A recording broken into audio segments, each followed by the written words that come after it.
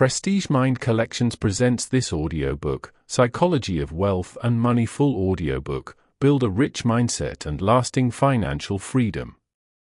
Introduction: The Psychology of Wealth.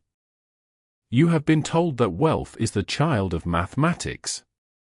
You have been told it is born from budgets, from spreadsheets, and from the cold, hard logic of complex analysis.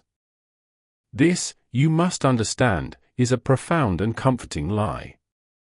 The architecture of your financial life, the very house in which your security and your scarcity live, is not built from numbers. It is built from stories. It is built from the whispers you overheard as a child. It is built from the anxieties of your parents. It is built from the invisible cultural currents that dictate what you believe you deserve. This is the great deception at the heart of our financial lives.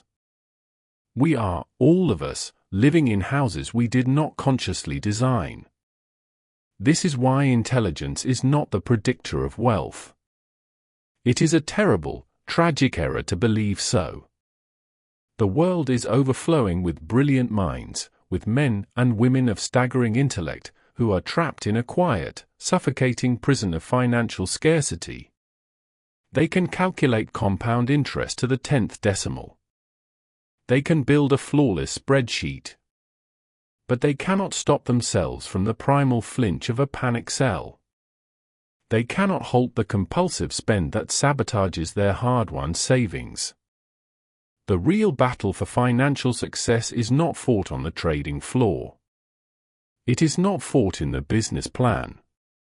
It is fought on the soft, treacherous, and ancient terrain of the human mind. The battle is, and has always been, behavioral.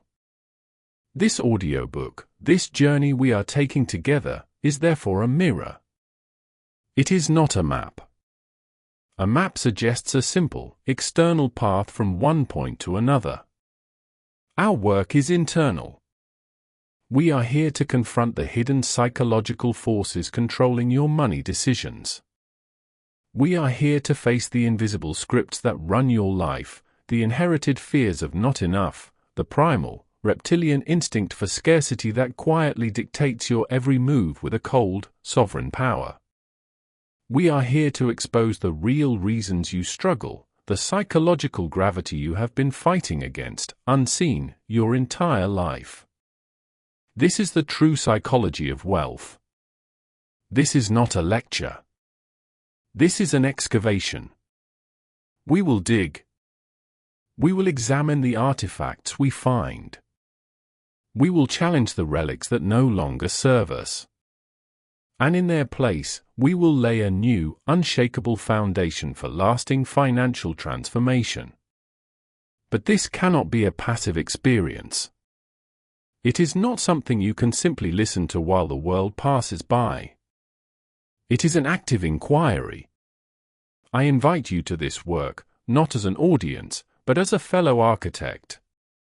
I invite you to bring your doubt, your curiosity, and your courage. Subscribe to this channel to join this fellowship of minds, to declare that you are ready for this deeper work. And if this first inquiry, these first words, strike a chord of truth within you, share this audiobook with one other person who you know is also ready to begin. This is the central question of our shared inquiry: why does behavior beat intelligence in financial success? We are, as a species, obsessed with the what. We search relentlessly for what stock to buy, what business to start, what budgeting app to download. This is the realm of intellect. It is the realm of data. And it is, fundamentally, a distraction. The true work lies in the why. Why do we feel a jolt of panic when the market dips, even when our intellect tells us to hold? Why do we sabotage ourselves just as we approach a new level of success? Why does the idea of enough, which we will explore, feel like a horizon we can never reach? This is the realm of behavior. Imagine your financial life as a magnificent, powerful vehicle. Your intelligence, your education, your skills, this is the engine. It may be a marvel of engineering, capable of incredible speed and power. But your behavior, your money mindset, that is the driver.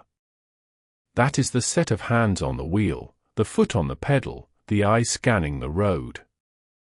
What good is a 1,000-horsepower engine if the driver is panicked, blindfolded by fear, or staring relentlessly into the rearview mirror of past regrets?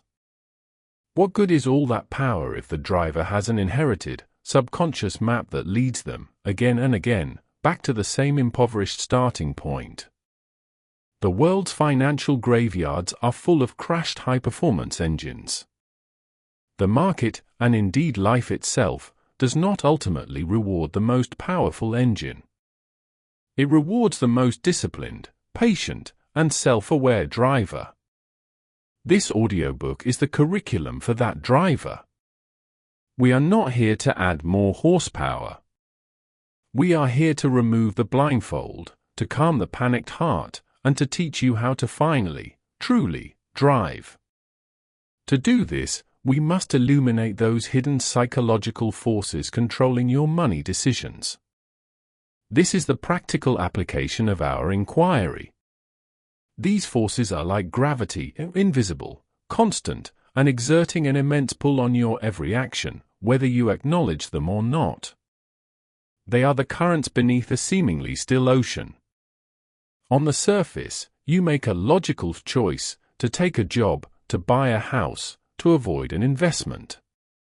But deep below, you are being pulled by forces you cannot see. These forces are your subconscious beliefs. They are the unexamined stories you inherited.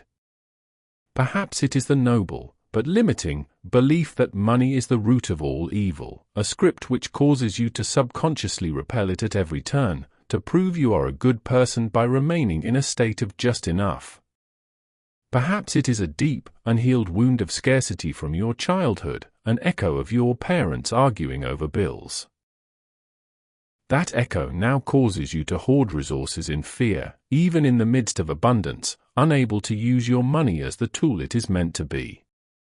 Or perhaps it is the most modern and insidious force, the imposter syndrome, that quiet whisper that you do not truly deserve wealth. This belief will cause you to engage in financial self-sabotage, to spend it as fast as you earn it, to make foolish, generous to a fault loans, all to return to your familiar, safe baseline of not enough. These limiting money beliefs are the architects of your financial reality. They are not harmless thoughts. They are active, powerful instructions. Our work together will be to bring them into the light. We will act as archaeologists of the self, tracing these beliefs to their origin. We will question them, we will test them, and we will decide if they deserve to hold power over us any longer. This excavation, this honest inquiry, is what leads us to our ultimate outcome, setting the foundation for lasting financial transformation. This is not a promise of get rich quick. That is a hollow, brittle promise that breaks at the first sign of pressure. That is a house built on sand, and the storms will come. What we are building here, together, is a get-wise slow foundation. This is the only kind of transformation that lasts. It is the only foundation that can withstand the storms of market crashes, of personal loss, of chaotic and unpredictable change. A rich mindset is not defined by a number in an account. It is defined by a state of being. It is the psychological state of resilience. It is the internal security that comes from knowing you are the master of your own behavior, not its servant. The outcome we seek is to move you from a state of reacting to your financial life, reacting to bills, to markets, to fear, to a state of creating it, consciously and with purpose. The foundation we will lay is one of belief, of habit, and of profound self-awareness. When your behavior and your goals are finally aligned, the engine and the driver become one. The result is not just accumulation. The result is financial freedom. The result is peace. This is the profound work we are about to do. This is the psychology of wealth. And our excavation begins now.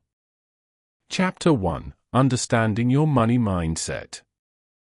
You are standing in a house. It is the house of your financial life. You know every room, every hallway, every dark corner. You know the worn-out carpet in the hall that represents your lingering debt. You know the one window in the kitchen that always sticks, representing your income that just won't seem to budge. You know the attic, cluttered with inherited boxes you are afraid to open, your unexamined financial fears. This is your financial reality, the place you inhabit every single day. It is familiar. It is, in every way that matters, yours. But here is the profound and unsettling mystery: you do not remember building this house. You do not remember pouring the cracked foundation. You do not remember designing the low-hanging ceiling that forces you to crouch, to make yourself small. You did not choose the narrow hallways that give you no room to maneuver.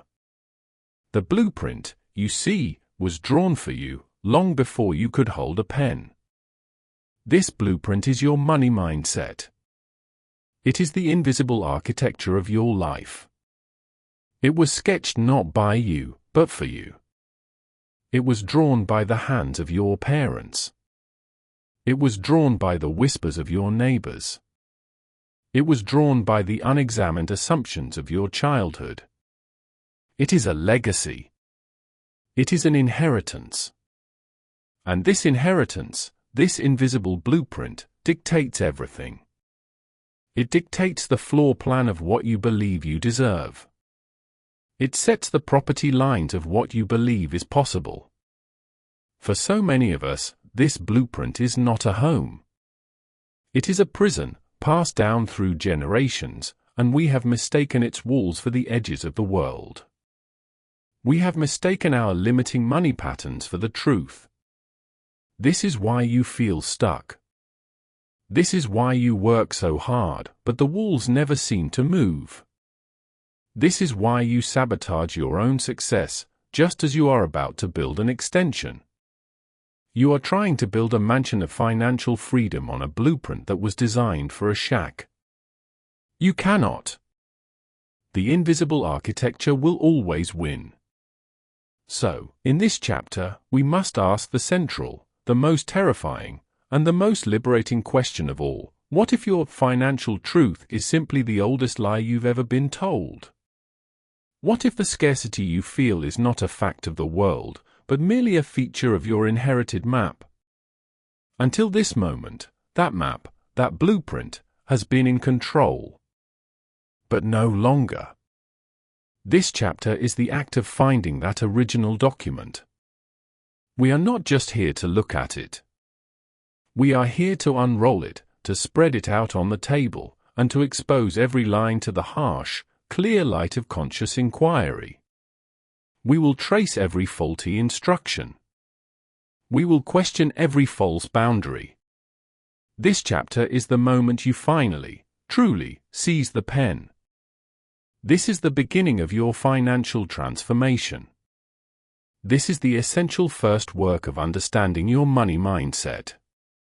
This is the blueprint within, the core principle of this chapter. The foundation of your financial life is not stone, or wood, or numbers. The foundation is belief. But belief is too soft a word. It is too gentle. These are not passive opinions. These are money scripts. Financial psychologists, men and women who have dedicated their lives to this invisible architecture, have given these blueprints a name. A money script is a set of core, often unconscious, beliefs about money that are so deeply ingrained, they operate as your destiny. They are the operating system running in the background of your mind. They are not thoughts you have, they are thoughts that have you. They dictate your behavior, your choices, and your emotional responses, all on autopilot. To begin our work, to build a true rich mindset, we must identify the most common of these powerful, generational scripts. The first, and perhaps most poetic, is money avoidance. This is the script that whispers, money is bad. Money corrupts. Rich people are greedy. To be spiritual, I must be poor. This script is often held by the most caring, empathetic, and kind-hearted people. And so, they unknowingly engage in financial self-sabotage. They will feel a profound, visceral guilt when they have extra money, as if they have done something wrong. They will have an unconscious urge to get rid of it, by overspending, by making foolish loans, by simply ignoring their bank accounts altogether. They will avoid looking at bills. They will fail to ask for the raise they have earned. They have, in essence, a psychological allergy to wealth, because their blueprint tells them that wealth will make them a bad person, that it will separate them from their community, or from their God. The second script is its shadow, money worship. This is the script of if only. If only I had more money, then I would be happy. More money will solve all of my problems. My life will truly begin when I am rich. This blueprint turns money from a tool into a deity. It creates a hunger that can never be sated. It fuels workaholism, a relentless chase for a horizon that recedes as you approach it. The person driven by money worship is on a hamster wheel, believing that next promotion, that next zero in their account, will finally be the one that brings them peace. It never is. The blueprint doesn't allow for peace, it only allows for more. This script is a bottomless pit, an emptiness that cannot be filled with any amount of currency, because the problem is not a lack of money, but a lack of inner fulfillment. The third script is the most visible in our modern culture, money status. This is the script that screams, my self-worth is my net worth. This script fuses one's identity to the symbols of wealth. It is not about having money, it is about being seen to have money. This is the blueprint that fuels the comparison trap of social media. It demands the new car, the luxury brand, the oversized house, not for the joy they bring, but for the signal they send. It is a life lived in the mirror, constantly checking one's reflection in the eyes of others. This script is the chief architect of lifestyle inflation. It ensures that no matter how high your income rises, your expenses will rise to meet or exceed it, keeping you trapped. It is the fastest, most certain path to a high income, high stress, and deeply brittle financial life, a house of cards that looks magnificent until the slightest breeze of misfortune. Finally, there is money vigilance. This is the script of caution. You must save, always. Never tell anyone about your finances. Never trust anyone with your money. You must always be prepared for disaster. On the surface, this script can appear healthy. It creates savers. It creates prudence. But in its extreme, it creates a fortress that is also a prison. It is a life lived in fear. The money vigilant may accumulate a great deal of wealth, but they derive no joy from it. They are unable to use their money to enhance their life, to take a risk, to be generous, to travel. They are not the master of their money, they are its most anxious guard, perpetually waiting for the other shoe to drop. Money avoidance. Money worship. Money status. Money vigilance.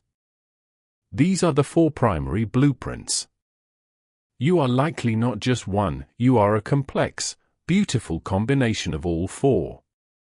They are the unseen forces, the invisible architecture, that have been quietly drawing the map of your financial life. Until you name them, you are their servant. This is the principle of the blueprint within. You cannot change a script you cannot read. So, how do we read it? How do we begin this excavation? This brings us to our application, the mirror of truth. This is the practical framework for unearthing how your deepest personal beliefs are actively shaping your financial outcomes. This is not a passive exercise, it is an act of profound, radical honesty. It requires you to become an archaeologist of your own memory. I invite you to do this, not as a judgment, but as an inquiry. The first step is the dig. We must find the origin of your script. Take a moment, perhaps after this chapter, and find a place of stillness. Then, I want you to ask yourself a series of questions. We are looking for your earliest, most powerful money memories. What is your first, most vivid memory of money? Not a thought. A memory. A scene. Was it a moment of joy, a birthday gift?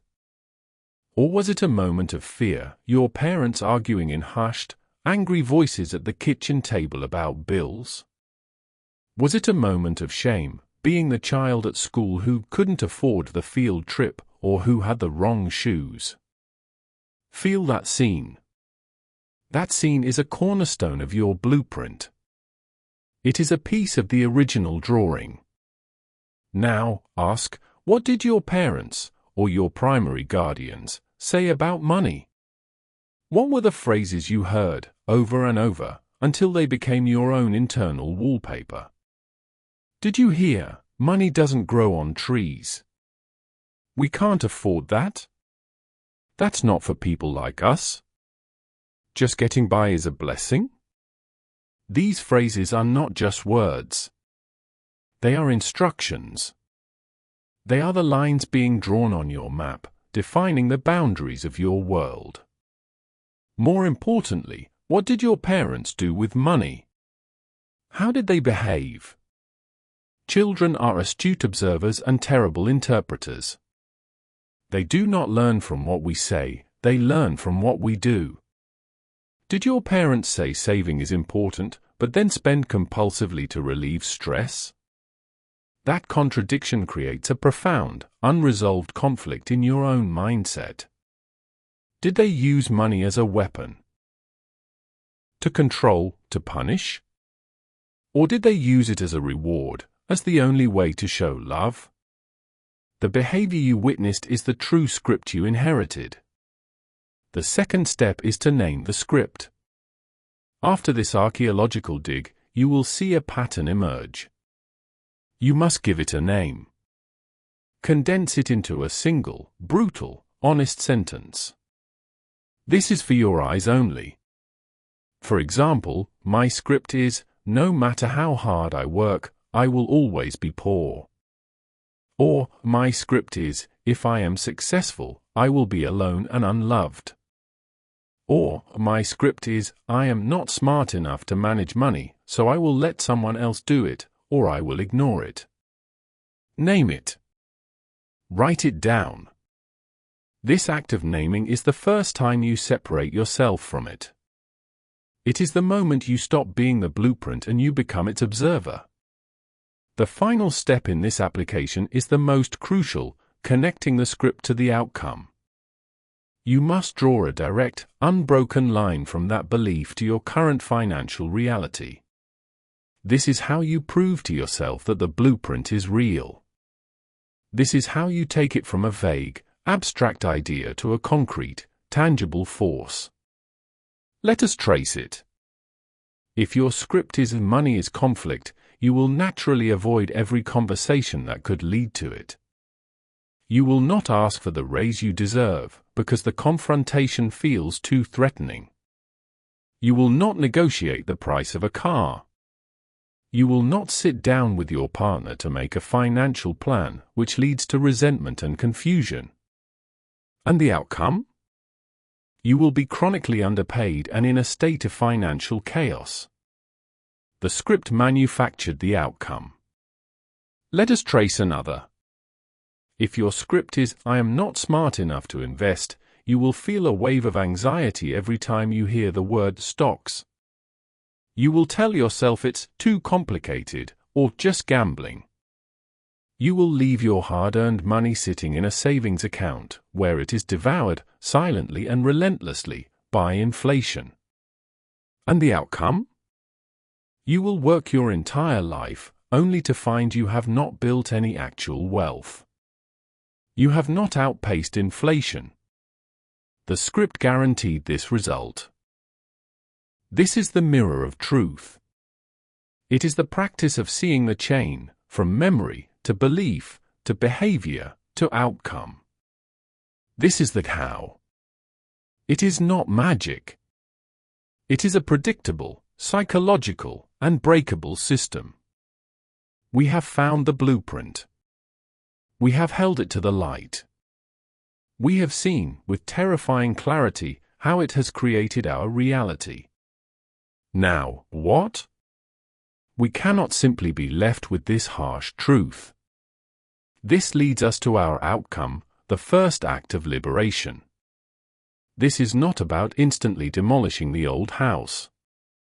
You cannot erase a lifetime of programming in an afternoon. This is not a one-and-done event. This is the beginning of a practice.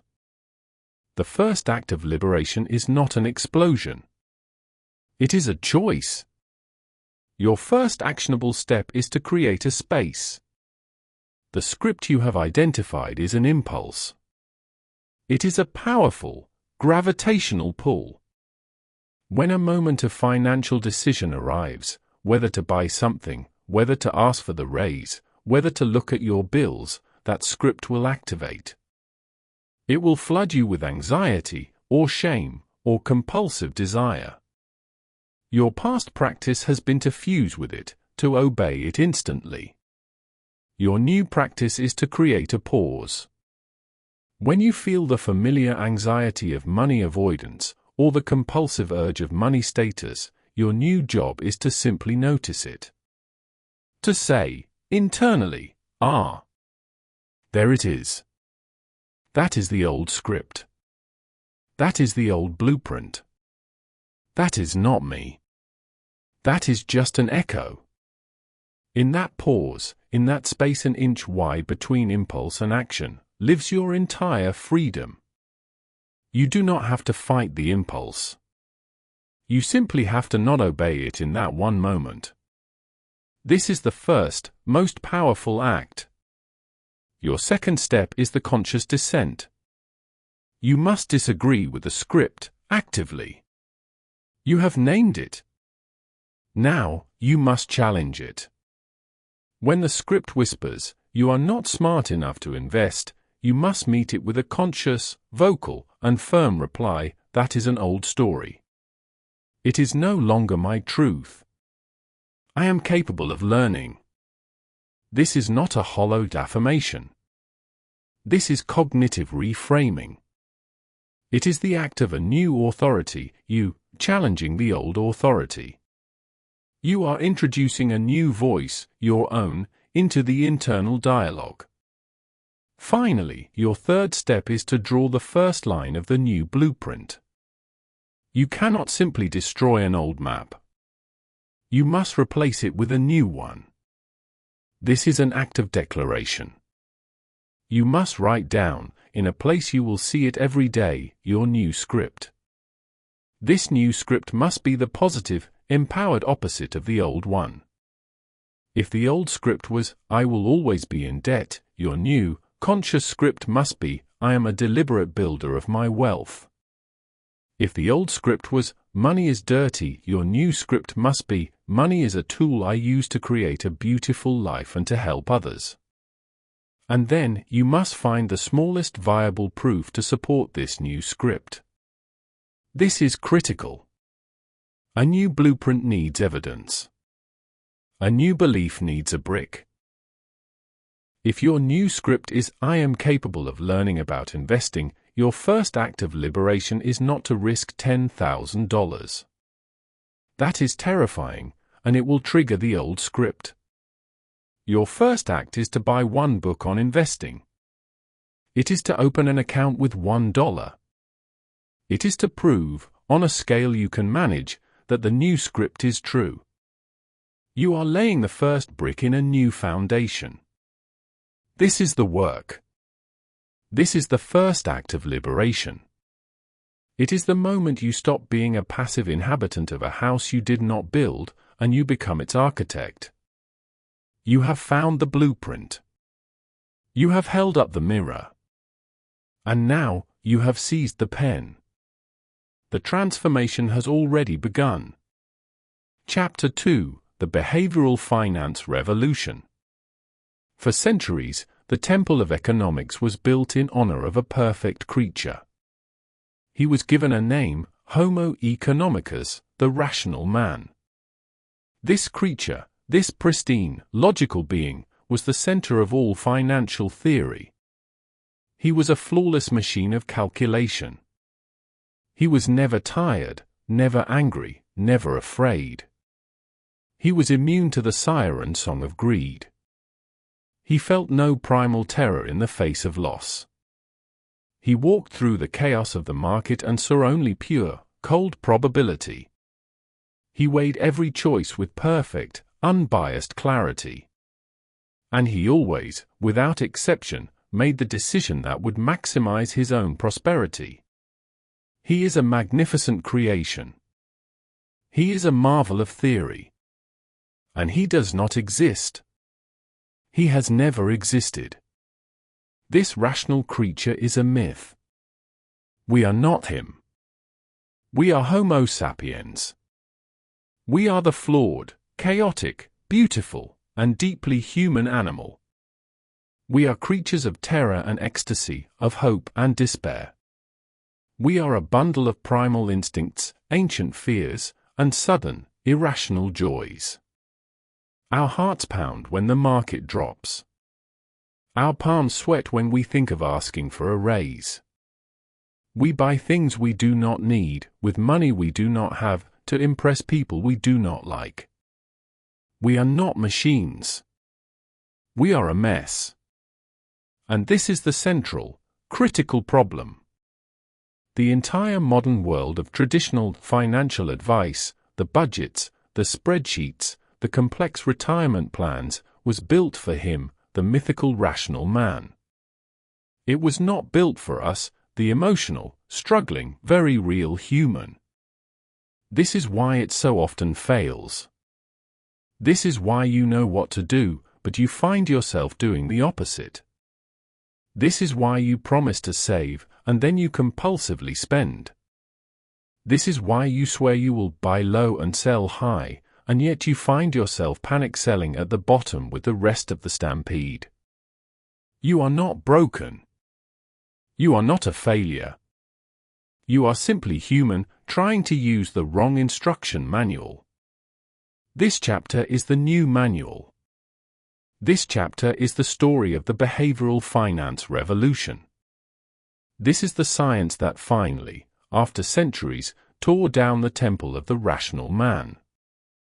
It is the science that had the courage to look at us as we are, not as the theories wished we would be. It is a marriage of hard economics and deep psychology. It is the study of why we are our own worst enemies. It is the X-ray that reveals the invisible forces, the mental traps, that poison our judgment. This chapter is the key to taming the primal mind. This is our principle. We must understand the flaw in the machine. We must expose the cognitive biases that live within us all. These are not character flaws. They are not signs of weakness or low intelligence. They are primal glitches, evolutionary echoes from a time when our minds were designed for survival, not for investing. A mind that was brilliant at spotting a lion in the savannah is, it turns out, terrible at navigating a stock market correction. The behavioral finance revolution gave us the language to name these glitches. The Nobel Prize-winning work of men like Daniel Kahneman and Amos Tversky provided the proof. They showed that we are not just occasionally irrational, we are predictably irrational. Our mistakes follow a pattern. And if we can see the pattern, we can interrupt it. Let us name the first and most powerful of these glitches: loss aversion. This is the psychological dagger at the heart of most financial ruin. In its simplest terms, loss aversion means that the pain of losing is twice as powerful as the pleasure of gaining. The agony you would feel from losing $100 is more than double the joy you would feel from finding $100. This is an ancient survival instinct. In a world of scarcity, losing your food supply was a death sentence. Gaining extra food was just nice. Your brain is therefore wired with a screaming, red alert alarm system to prevent loss at all costs. How does this poison your financial choices? It makes you a terrible investor. When your investments are up, you feel good. When they are down just a little, your primal alarm system kicks in. It screams, danger, loss, survival threat. It does not care about buying the dip. It does not care about long-term strategy. It wants the pain to stop. And so, you panic sell, locking in your losses at the exact moment you should be patient. This same glitch, loss aversion, also has a terrible twin, the sunk cost fallacy. Because you are so afraid to realize a loss, to make it real, you will hold on to a failing investment, a bad stock, a dying business, long past the point of reason. You will throw good money after bad, praying it will come back to even, because your brain cannot accept the pain of the loss. It is a trap. The second primal glitch we must name is confirmation bias. This is the echo chamber of the mind. We believe we are rational searchers of truth. This is a fantasy. In reality, we are reassurance seekers. Once we have formed a belief, this stock is a winner, this property is a sure thing, I am a financial genius, our brain does not go looking for evidence to challenge that belief. That would be metabolically expensive and emotionally threatening. Instead, it goes on a mission to find only the evidence that confirms it. You buy a stock, and you suddenly find yourself reading only the articles that praise it. You will dismiss all negative news as noise or fake.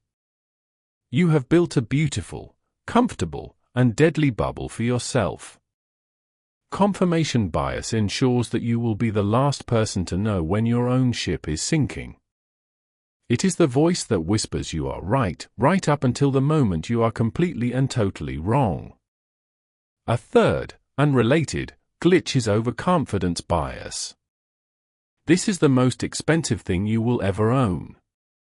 It is the human tendency to believe we are smarter, more skilled, and more intuitive than we actually are.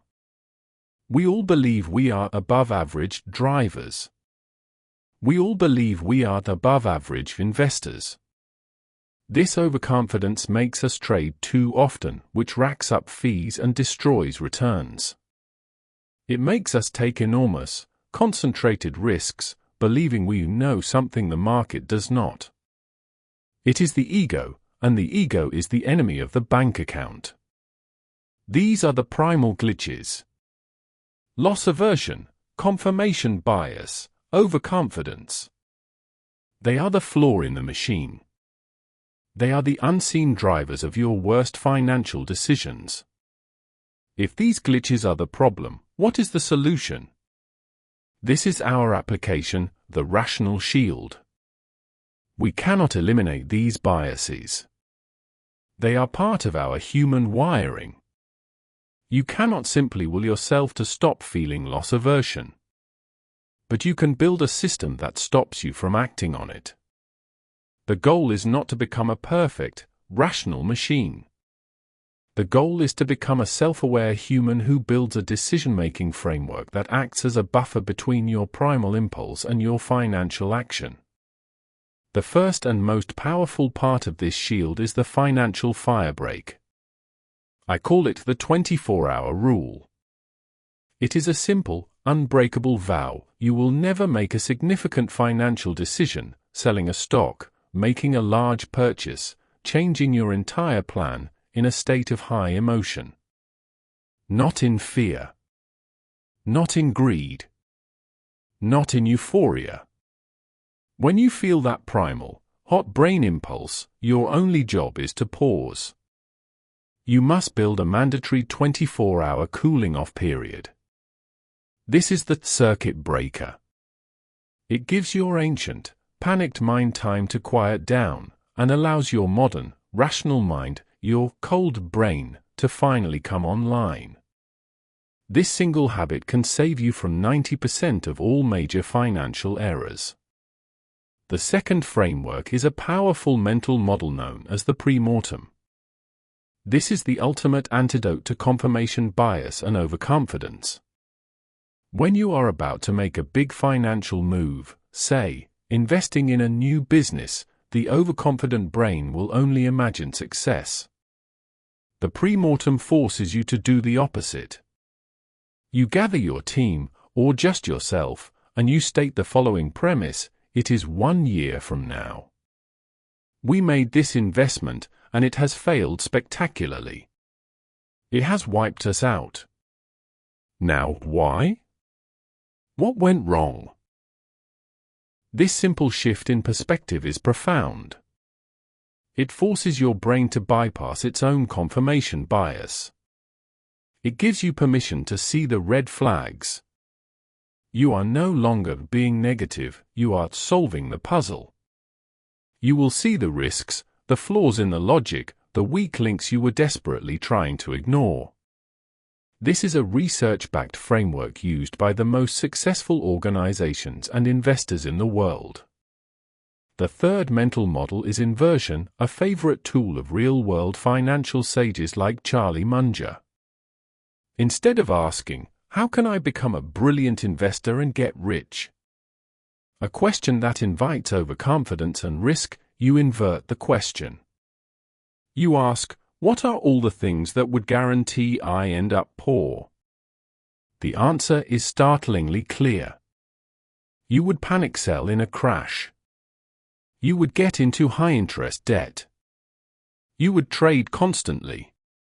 You would put all your money in one foolish, speculative bet. You would follow hot tips from strangers. Very well. The path to wisdom, then, is not to be a genius. It is to assiduously avoid all the stupidity. Your rational shield is not about making brilliant moves. It is about not making the primal, biased, and foolish ones. This disciplined application leads us to our transformation, our outcome, the path to clarity. The goal of the behavioral finance revolution is not to turn you into a robot. It is to give you the tangible ability to recognize your own biases in real time. The transformation is moving from a state of unconscious incompetence, where you are making biased decisions and do not even know it, to a state of conscious competence. This path to clarity begins with a new internal dialogue. When the market plunges and you feel that hot, metallic taste of fear, the old you would have just panicked. The new you, the trained you, will have a different thought. You will feel the panic, but you will observe it. You will say, "Ah, this is it. This is loss aversion. My primal brain thinks a lion is attacking me. It is just a primal glitch." This act of naming the bias is the moment you separate from it. You are no longer in the stampede. You are watching the stampede. And that, in itself, is a revolution. This new clarity leads, naturally, to better financial choices.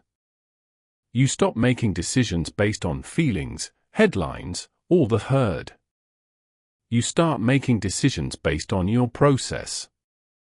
Your rational shield, your 24-hour rule, your pre-mortem, your inversion checklist, is your process. This process is the only thing you can rely on when the world descends into chaos. It is the armor that protects your long-term plan from your short-term, primal emotions. Finally, this is how you achieve the ultimate liberation, escaping the herd mentality. The herd is nothing more than a million other primal minds, all caught in the grip of loss aversion and fear, all reacting in unison. The financial news media is designed to trigger these emotions, to fuel the stampede, because it generates clicks. The path to clarity is the moment you turn off that noise. It is the moment you realize that the herd is not a source of wisdom, but a source of predictable, collective bias. You will finally have the courage to stand still when everyone else is running. You will have the clarity to be patient when everyone else is greedy, and to be brave when everyone else is terrified. This is the true meaning of investment psychology. This is the flaw in the machine, understood and tamed. This is where your new financial life begins. Chapter 3: Wealth Building Fundamentals. For the first 2 chapters, we have done the work of the archaeologist. We have dug into the past. We have examined the old, inherited blueprints. We have identified the primal, biased mind. We have been in the dark, internal world of psychology. Now, we emerge into the light of physics. Because a profound mindset, a rich mindset, that does not act is a useless jewel. It is a perfect engine that is never put into gear. This chapter is where the internal revolution becomes an external action. We must now bridge the inner world of belief with the outer world of wealth building. You have been taught, perhaps, to think of wealth as a static pool of water. You are told to save. You are told to fill a bucket, drop by drop, and guard it. This is the psychology of scarcity. It is a defensive, fearful posture. You are simply trying not to lose. This is a profound error. Wealth is not a static pool. Wealth is a river. It must flow. It must have a source. It must have currents. It must have depth. It must have momentum. It cannot be hoarded, it must be directed. A pool of water left alone will stagnate. A river, directed and channeled, can power a city. This chapter is about the physics of accumulation. It is about the fundamental, unglamorous, and non-negotiable laws of how that river flows. We will stop treating wealth as a thing you have, and we will begin treating it as a thing you do. We will move from the passive, fearful act of saving to the active, offensive, and courageous act of building. We will stop guarding a bucket and start carving the riverbeds, the great canals that will allow wealth to move, to gather, and to deepen throughout your life. This is the chapter where we build the machine. These are the wealth-building fundamentals. This is not a get-rich-quick fantasy. This is a get-wealthy-for-certain reality. We will explore the actionable wealth creation strategies that form the bedrock of all lasting fortunes. This is the great divide. On one side are those who trade their time for money, hoping to save what is left. On the other are those who use their money, and their minds, to build systems. Today, you cross that divide. This brings us to our principle, the river and the deltas. This is the core, actionable wealth creation strategy.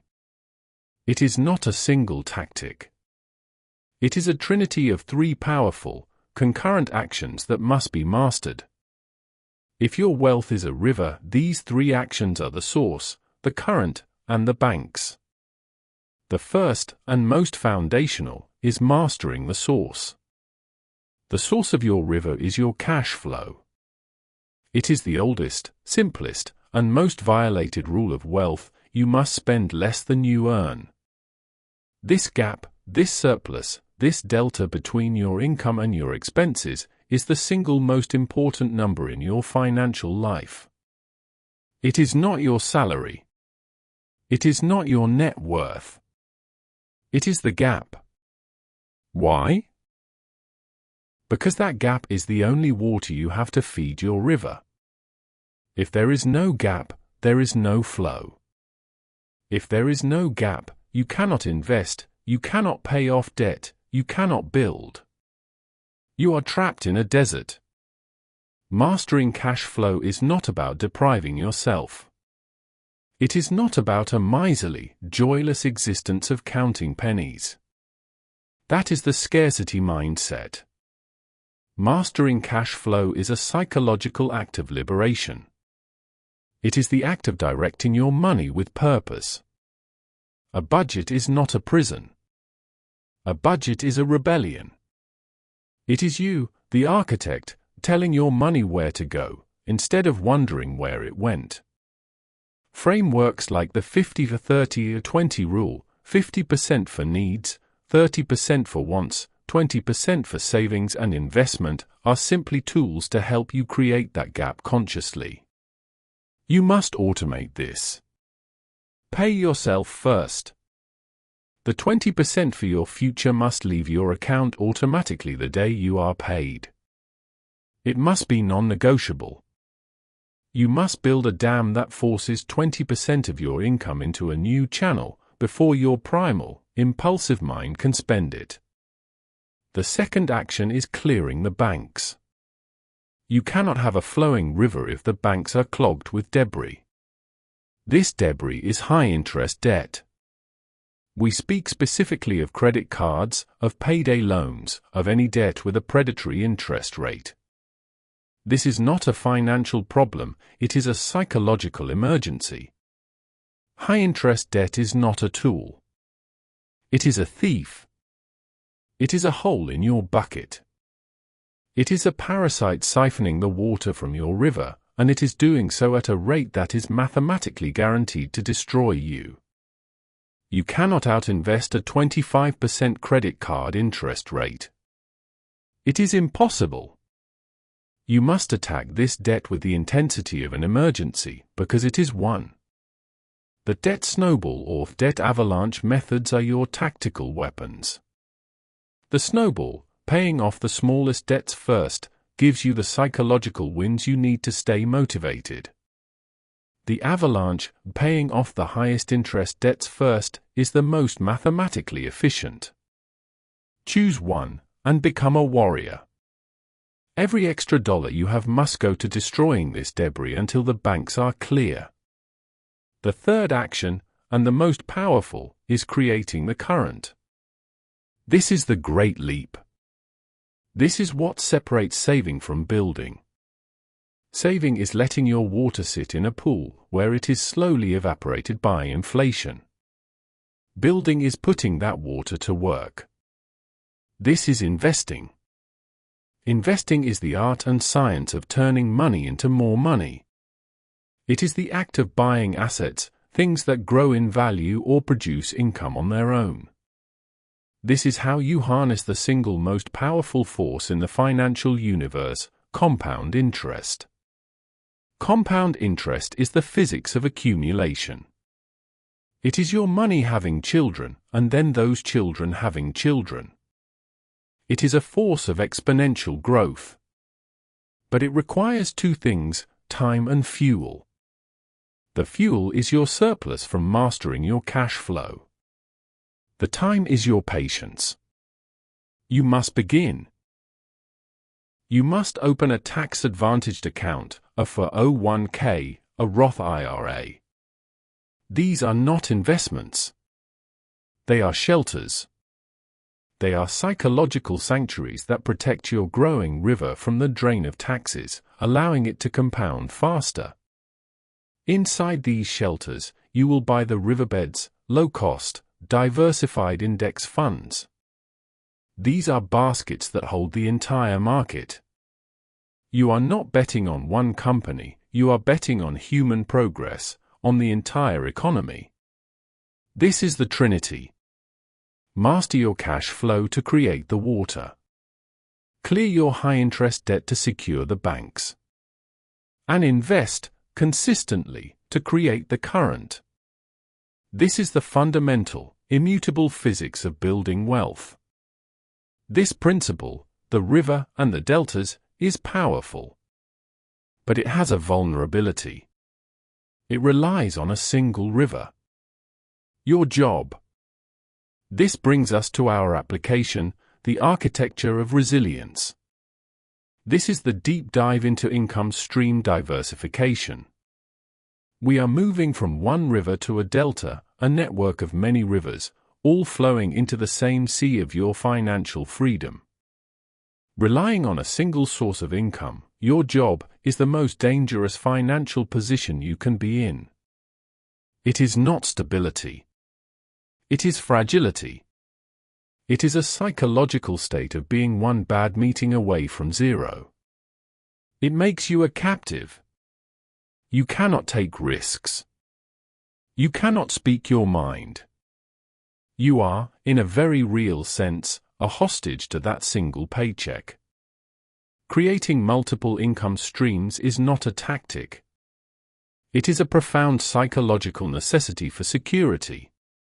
It is the act of building a net, so that if one thread breaks, you are not destroyed. There are two primary forms of diversified income. The first is active income. This is still trading time for money, but from multiple sources. This is your side hustle.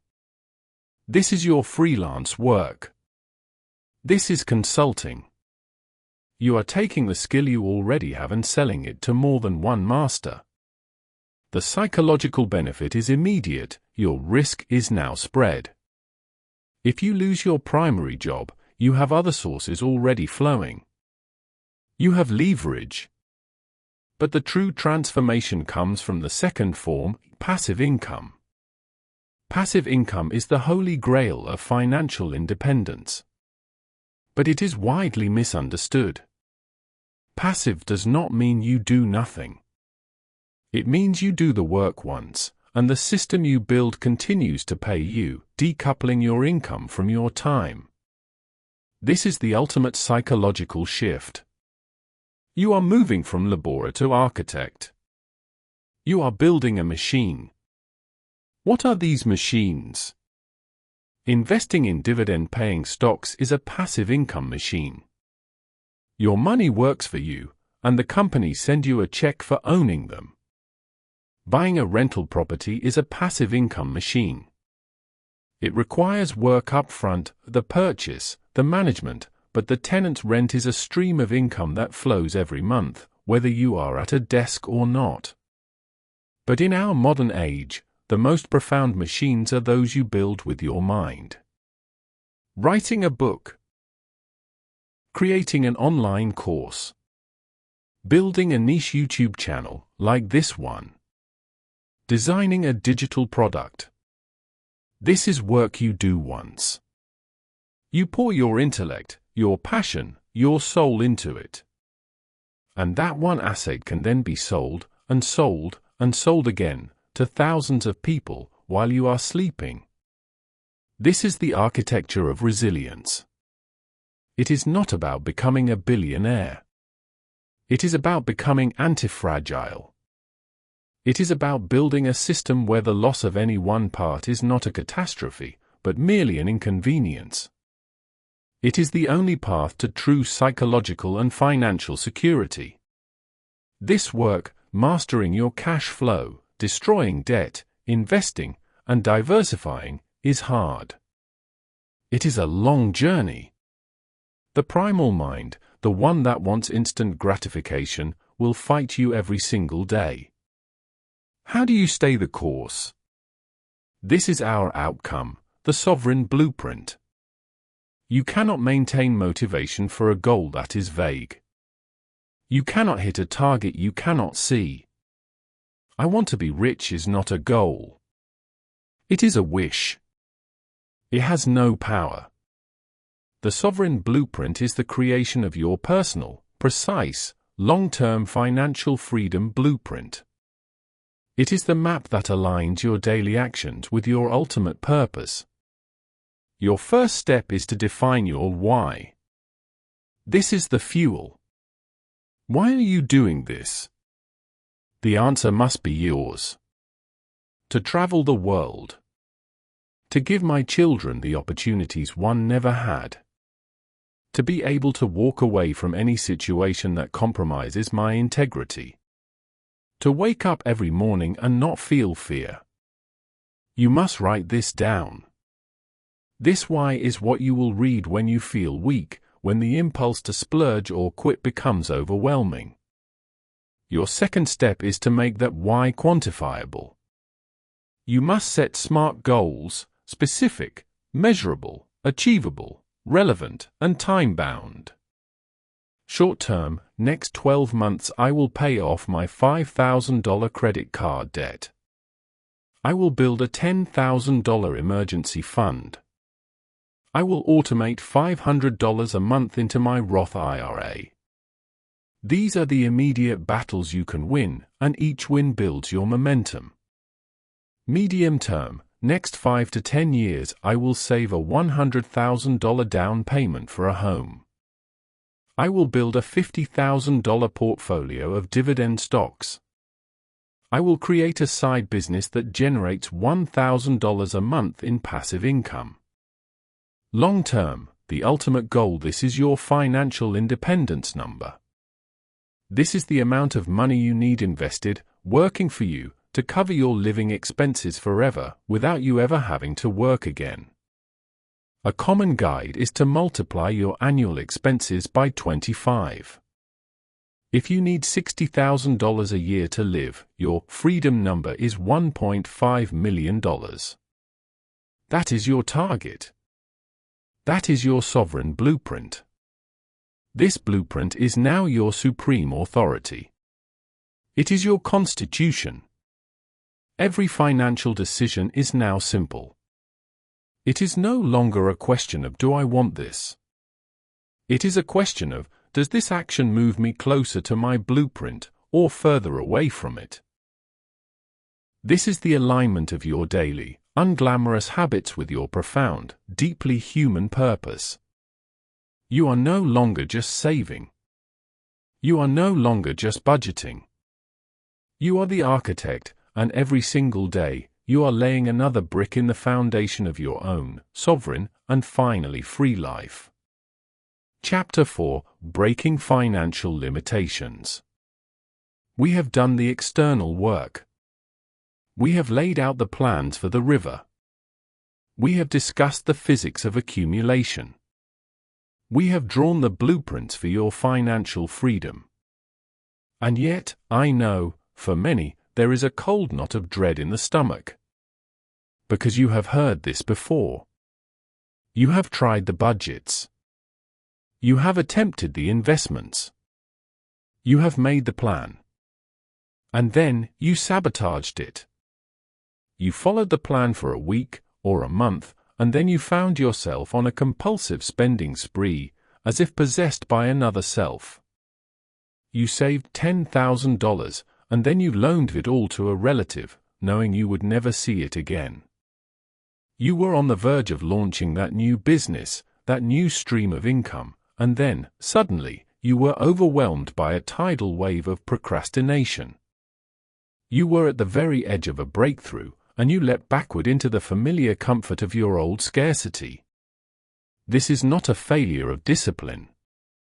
This is not a failure of intelligence. This is a program running. This is the invisible hand that snatches victory from your grasp, just as you are about to seize it. This chapter is about that hand. It is about the ghosts in your financial machine. We are now going deeper. We are leaving the world of spreadsheets and entering the vault. We are beginning the excavation. Inside this vault, where your deepest self lives, there are echoes.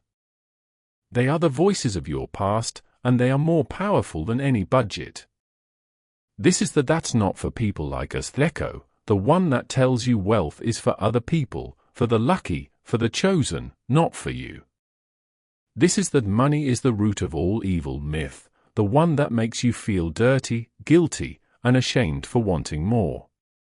This is the I don't deserve it whisper, the quietest, most lethal ghost of all, the one that convinces you that your struggle is what makes you worthy of love.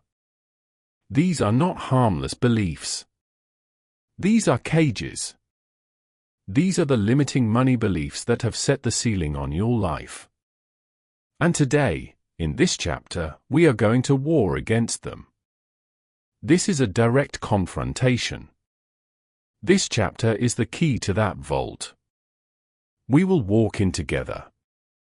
We will not run from these echoes. We will name them. We will face them. And we will silence them. Because you cannot build a new house while these ghosts are still the architects. This is the true work of breaking financial limitations. This is the excavation. This brings us to our principle, the echo in the vault. This is the precise methodology for identifying and dismantling limiting money beliefs. Both the conscious ones you know you have, and the far more dangerous subconscious ones you don't. In Chapter 1, we identified the source of your money scripts.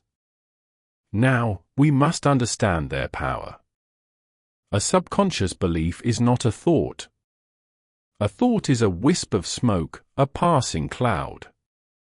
A subconscious belief is the bedrock. It is the foundation. It is an emotional, physical, and cellular reflex. You cannot outthink a subconscious belief. Why? Because it lives in your body. How do you find it? You do not look in your mind, you look for the flinch. You get an unexpected, large check. A bonus. A small inheritance. What is your first, instantaneous, physical feeling? Is it joy? Or is it a hot, prickling wave of anxiety? Is it a sudden, desperate urge to get rid of it? To spend it as fast as possible, just to release the pressure, to get back to the familiar, comfortable level of zero? That is the echo. That is the subconscious script, I am not safe when I have money. You are about to click confirm on a large, wise investment. Your hand hesitates. A cold dread fills your chest. The voice screams, it's all going to collapse. You'll lose everything. You're a fool. You close the window. That is the echo. That is the subconscious belief, I am not smart enough to handle wealth. The first step in this methodology is isolation. You must see this belief not as you, but as an artifact. It is an echo from your past. It is a piece of programming you inherited. When you feel it, you must name it. You must create that space we discussed, and you must say, this is not me. This is the not good enough script. This is my father's fear. This is an old, inherited program. This act of isolation strips it of its power. You are no longer the subject of the belief, you are its observer. The second step is interrogation. You must challenge it, not with affirmations, but with cold, hard logic. You must act as a relentless prosecutor. The belief says, money is the root of all evil. You must ask it, is this true? Is it money that is evil, or is it the love of it? Is it not true that money, in the right hands, is a tool of profound good? Can it not build hospitals? Fund art? Create freedom? Buy back time? You must dismantle the belief at its logical root. Take the belief, that's not for people like us. Who are people like us?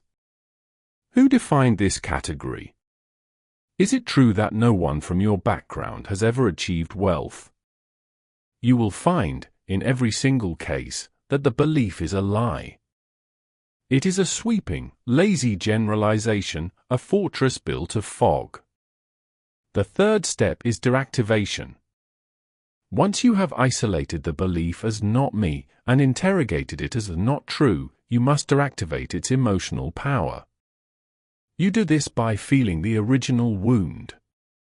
You trace the echo back to its source, that moment at the kitchen table, that moment of shame in the schoolyard, and you must, as your adult self, reparent that younger version of you.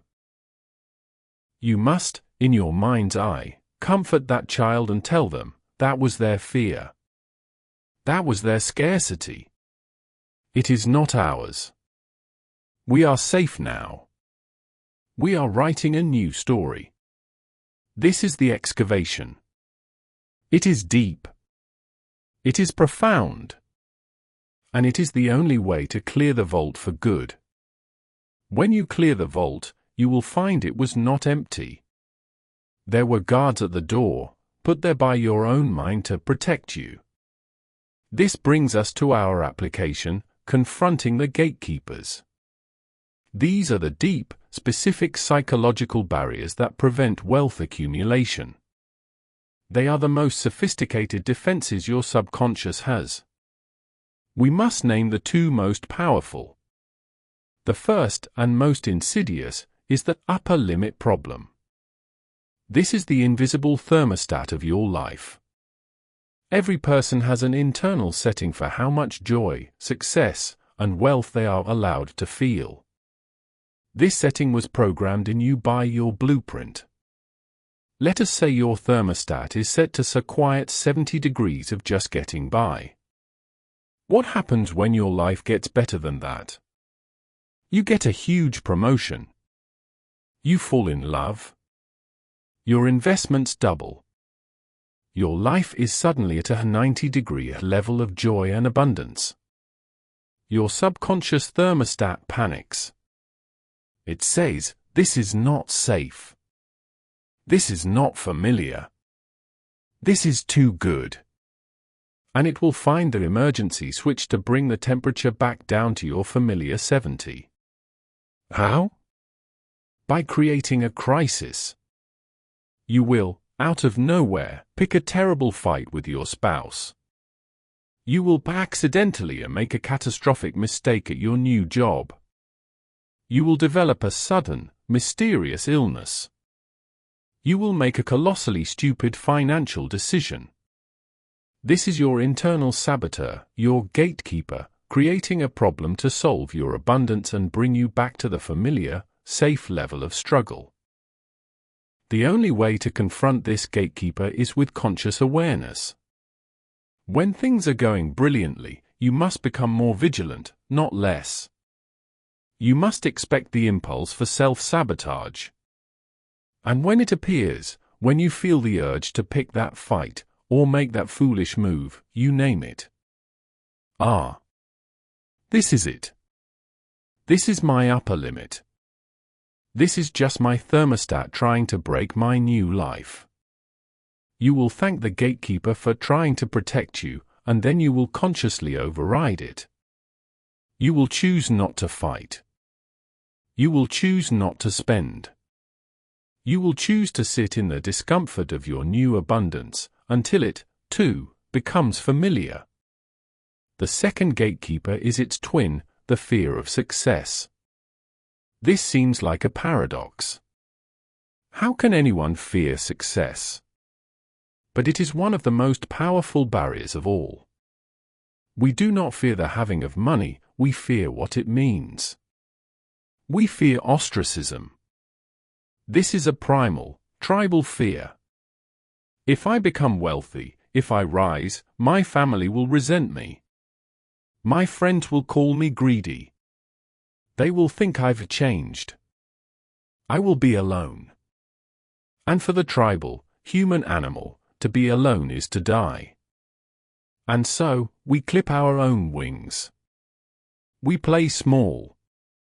We stay in the familiar, comfortable herd of our shared struggle, because it is safer than the magnificent, terrifying isolation of the summit. We fear maintenance. If I make this much money, it means I have to keep this pressure. I have to work this hard forever. I will burn out. I will be a slave to maintaining my success. The pressure of having and keeping feels more terrifying than the dull, familiar ache of not having. We fear identity. For many of us, our struggle is our identity. We are the scrappy one, the hard worker, the underdog. It is who we are. If you take away the struggle, who are you? The void is terrifying. Confronting this gatekeeper requires a profound redefinition. You must give yourself permission to be wealthy and loved. You must create a new identity where your worth is not defined by your struggle, but by your contribution. You must understand that true wealth, true financial freedom, is not about more pressure. It is about less. It is about options. It is about buying back your time. You are not becoming a slave, you are becoming free. We have entered the vault. We have confronted the gatekeepers. Now, we must rebuild. This is our outcome, the rewired mind.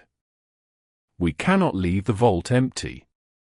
We must replace the old, toxic beliefs with new, powerful instructions.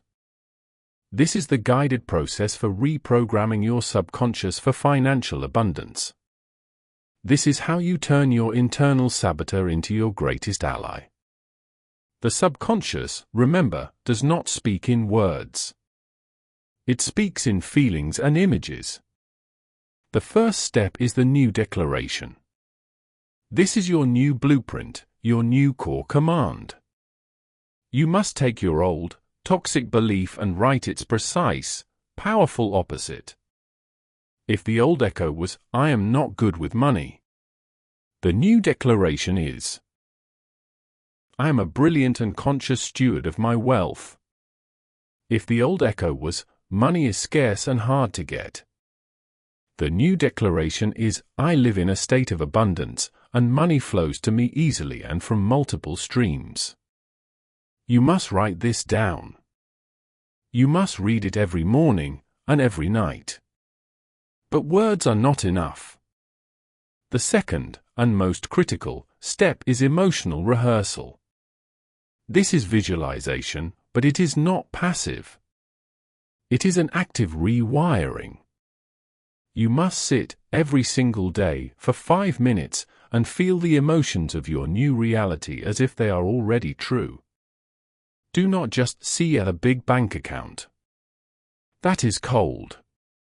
You must feel the emotion. What is the core feeling of financial abundance? It is peace. It is security. It is freedom. It is relief. You must feel the sensation of your shoulders dropping, the knot in your stomach finally unclenching. You must feel the joy of paying a bill easily, with gratitude. You must feel the profound calm of looking at your investments, knowing you are secure. You must feel the expansive joy of being generous, of buying a gift, of donating to a cause, without fear or scarcity. You must generate this feeling state in your body, now. When you do this, your brain begins to rewire. It cannot tell the difference between a vividly imagined reality and a real one. You are teaching your body, your subconscious, what your new normal feels like. This is the true work. The final step is the feedback loop of proof. Your subconscious is skeptical. It needs evidence. You must now go out into the real world and provide tiny, undeniable proofs that your new declaration is true. This is the feedback loop. Your new declaration informs your emotional rehearsal. This new feeling state gives you the courage to take a new action. And that new action provides the proof that reinforces your new declaration. If your new belief is, "I am a brilliant steward of my wealth," your tiny action is to spend 30 minutes reading one article about investing and understanding it. That is your proof. If your new belief is "I live in a state of abundance," your tiny action is to go to the grocery store and buy the organic fruit instead of the cheapest, not from a place of waste, but from a place of "I am worthy of this." That is your proof. This is the process. Declaration. Rehearsal. Action. Proof. This is how you, consciously, take the pen. This is how you rewrite the bedrock. This is how you turn the echo in the vault from a prison into a memory. You are rewiring your mind. You are becoming the architect. And the limitations are, finally, beginning to break. Chapter 5, Investment Psychology for Beginners. The moment will come. It does not matter how brilliant your plan is, how perfect your blueprint. The test will come. It will not be a polite inquiry. It will be a storm. It will begin quietly, then all at once. The screens will turn red. It is a color, you will find, that feels different in this context. It is not the color of a rose or of wine. It is the color of an alarm. It is the color of blood. The headlines will begin to scream, each one a hammer blow to your certainty. Market in freefall. Billions wiped out. Is this the next Great Depression? You will feel it in your body before your mind can even catch up. It is a physical sensation. It is the cold, sharp knot in the pit of your stomach. It is the acceleration of your heart. It is the ancient, primal flinch we spoke of. This is your subconscious, your primal mind, screaming that the lion is in the camp. You will look at the numbers you so carefully cultivated, and you will not see percentages. You will see your future dissolving.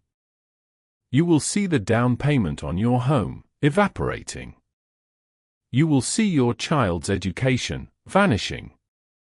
You will see your retirement, your freedom, turning to ash. This is the moment of the stampede. The herd, the great collective of millions of other panicked minds, will begin to move. They will run, as one, for the smallest possible exit. The air will be thick with their collective terror. The urge to join them, to run, to sell, to just make the pain stop, will be so overwhelming it will feel like you are drowning. This is the storm. This is the test. And in that precise, agonizing moment of collective panic, who are you? Are you a leaf in that wind, tossed about by the headlines, a victim of the storm? Or are you the anchor? Are you the stone in the riverbed, unmoving, while the chaos of the current rages around you? This, my friend, is the only question that matters. This is not a test of your intelligence. It is not a test of your spreadsheet. It is a test of your mind. It is the final exam of your investment psychology. And this chapter is how you pass it. This brings us to our principle, mastering the inner market. We cannot, and we must never try, to control the external market.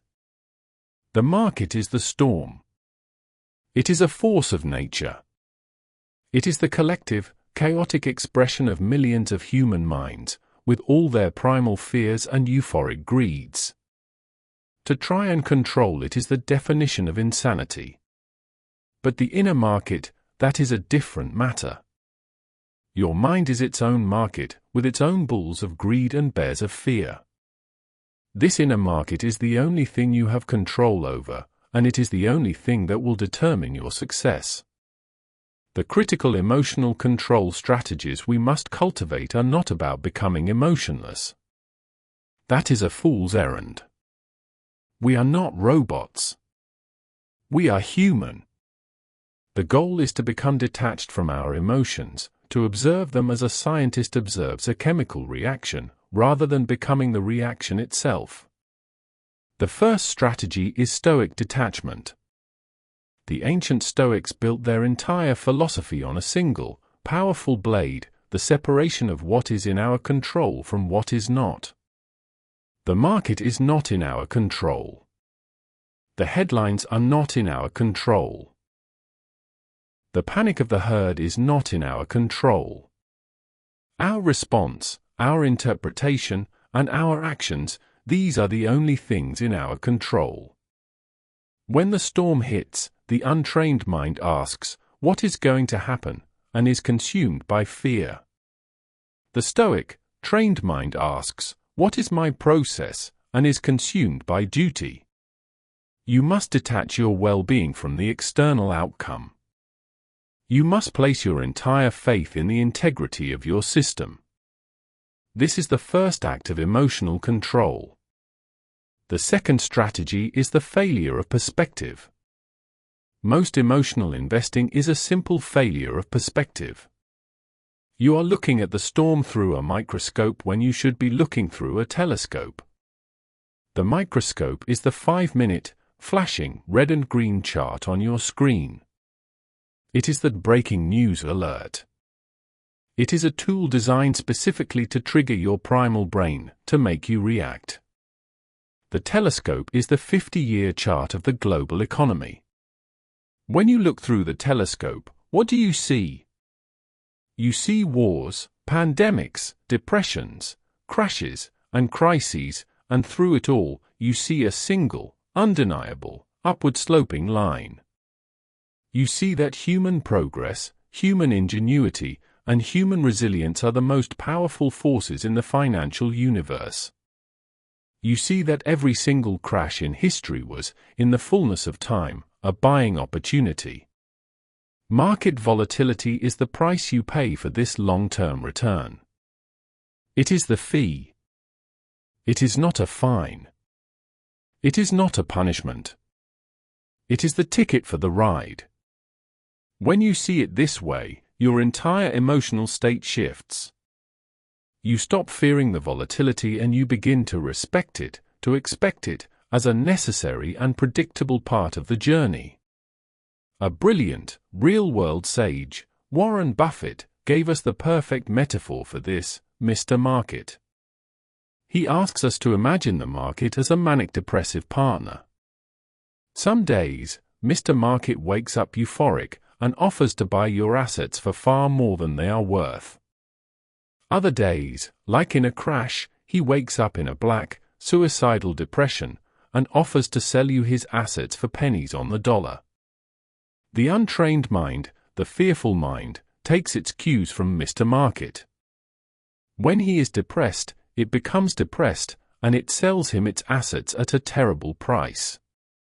Your job, as a rational investor, is to ignore his mood and exploit his offers. This is mastering the inner market. This mental detachment is the foundation. Now, we must build the machine that enforces it. This is our application, the alchemist's filter. Alchemy was the mythical science of turning base metal, like lead, into gold. That is precisely what we must do. We must take the base, worthless metal of primal fear and chemically transform it into the pure gold of opportunity. A filter is a system that removes impurities. Your decision-making frameworks are the filters that chemically remove fear-based investing and panic selling from your process. The first, and most powerful, part of this filter is the investment thesis. You must never buy an investment, not a single stock, not a single fund, without first writing down your reason for buying it. This is your personal investment constitution. It must be simple. I am buying this S&P 500 index fund because I believe in the long-term, 30-year growth of the American economy, and this is the most diversified, low-cost way to own it. That is your thesis. Now, the storm hits. The market is down 30%. The headlines are screaming. Your primal brain is howling, "Sell! Sell!" You are now forbidden from making a decision. Your only job is to go back and read your constitution. Then, you must ask one simple question: has the 30-year growth prospect of the entire American economy been permanently destroyed today? The answer, of course, is no. And if the thesis is still true, the action is not to sell. The action is to hold, or, if you have the means, to buy more. This simple piece of paper is your filter. It separates the signal, your long-term thesis, from the noise, the market's daily panic. It alchemizes your fear into clarity. The second part of the filter is systematic automation. The most effective way to remove your flawed, emotional self from the equation is to remove yourself. You must automate your investing. This is the strategy of dollar-cost averaging. You decide in advance, in a moment of cold, rational calm, that you will invest $500 every single month into your chosen fund. This is now an automatic transfer from your bank. It is no longer a decision. Now, watch the alchemy. When the market is high, your $500 buys fewer shares. When the market crashes, and your primal brain is terrified, your system, your robot, does not care.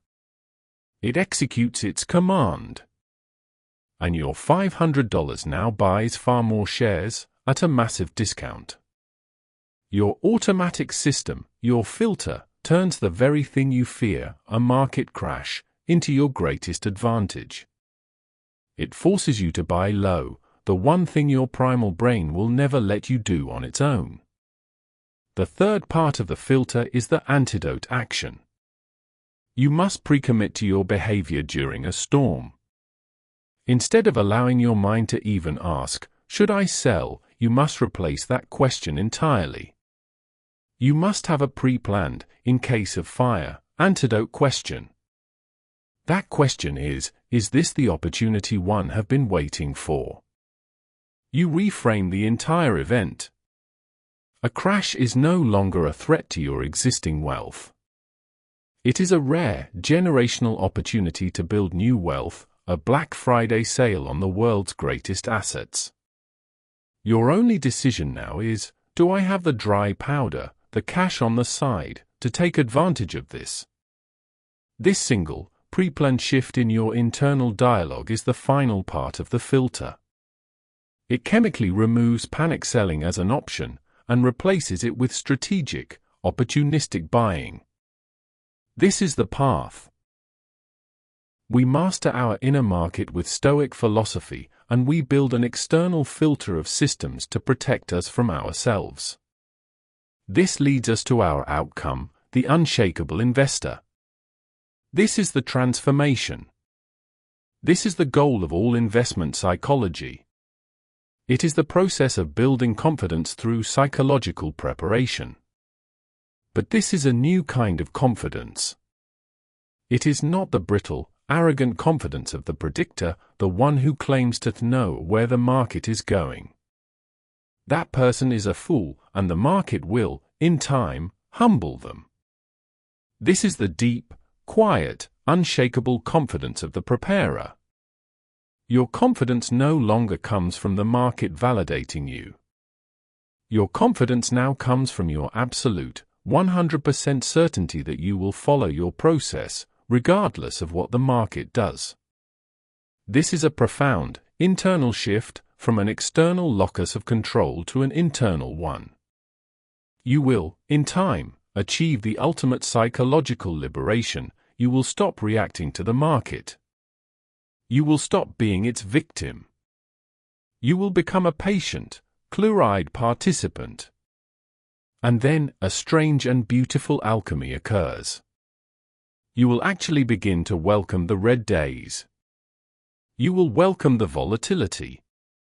Because your rewired mind and your automatic systems have inverted the meaning. The red screen no longer means loss. The red screen now means sale.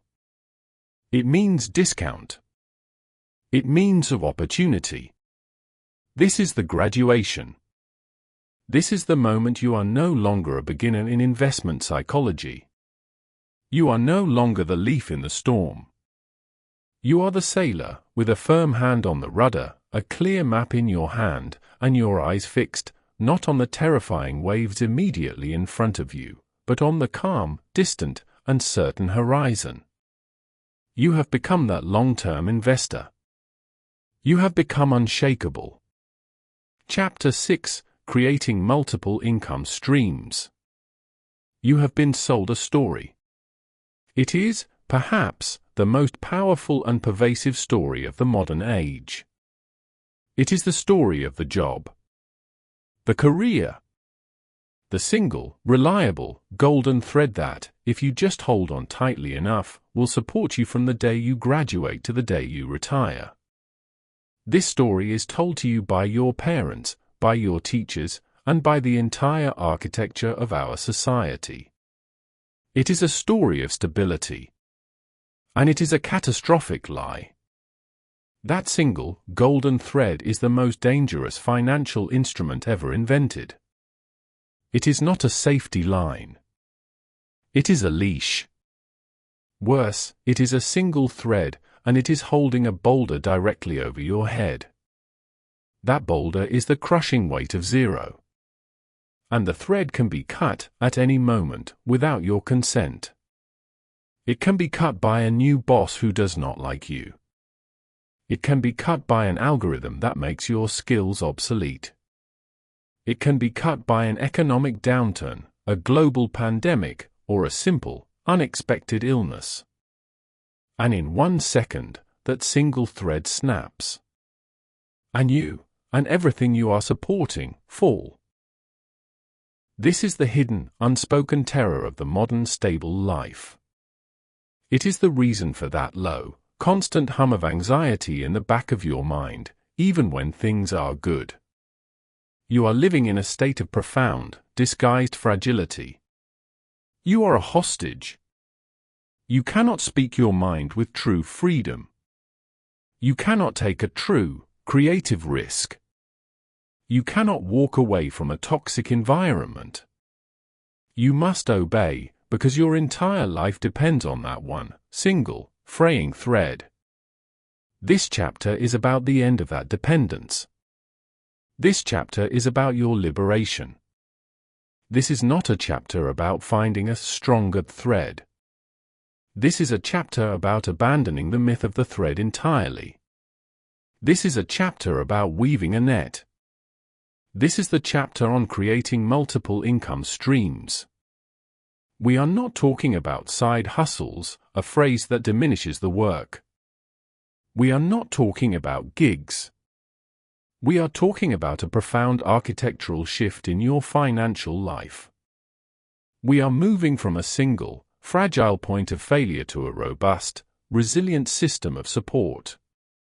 But to do this, we must confront the real prison. The real prison is not the job. The real prison is the belief system that the job created. It is the industrial age, invisible dogma that has been branded onto your soul, the belief that your time must be traded for money. This chapter is about shattering that equation. This is the psychology of passive income. This is the leap from laborer to architect. This is the move from dependence to sovereignty. This brings us to our principle, the psychology of the net. In the last chapters, we spoke of diversification. We spoke of diversifying your assets, your investments. That is a crucial, defensive strategy. It protects the pool of wealth you have already accumulated. Now, we speak of a far more powerful, offensive strategy, diversifying your income. This is the strategy that protects your flow of wealth. This is the core mindset shift required for true financial security. The single thread psychology, the psychology of the job, is one of dependence. You are a product. You are selling your limited, finite, and most precious resource, your time, to a single buyer. If that buyer disappears, your personal economy collapses.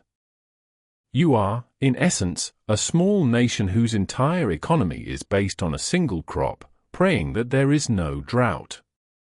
The psychology of the net is the psychology of resilience. A net is a system. It is a web of interconnected threads.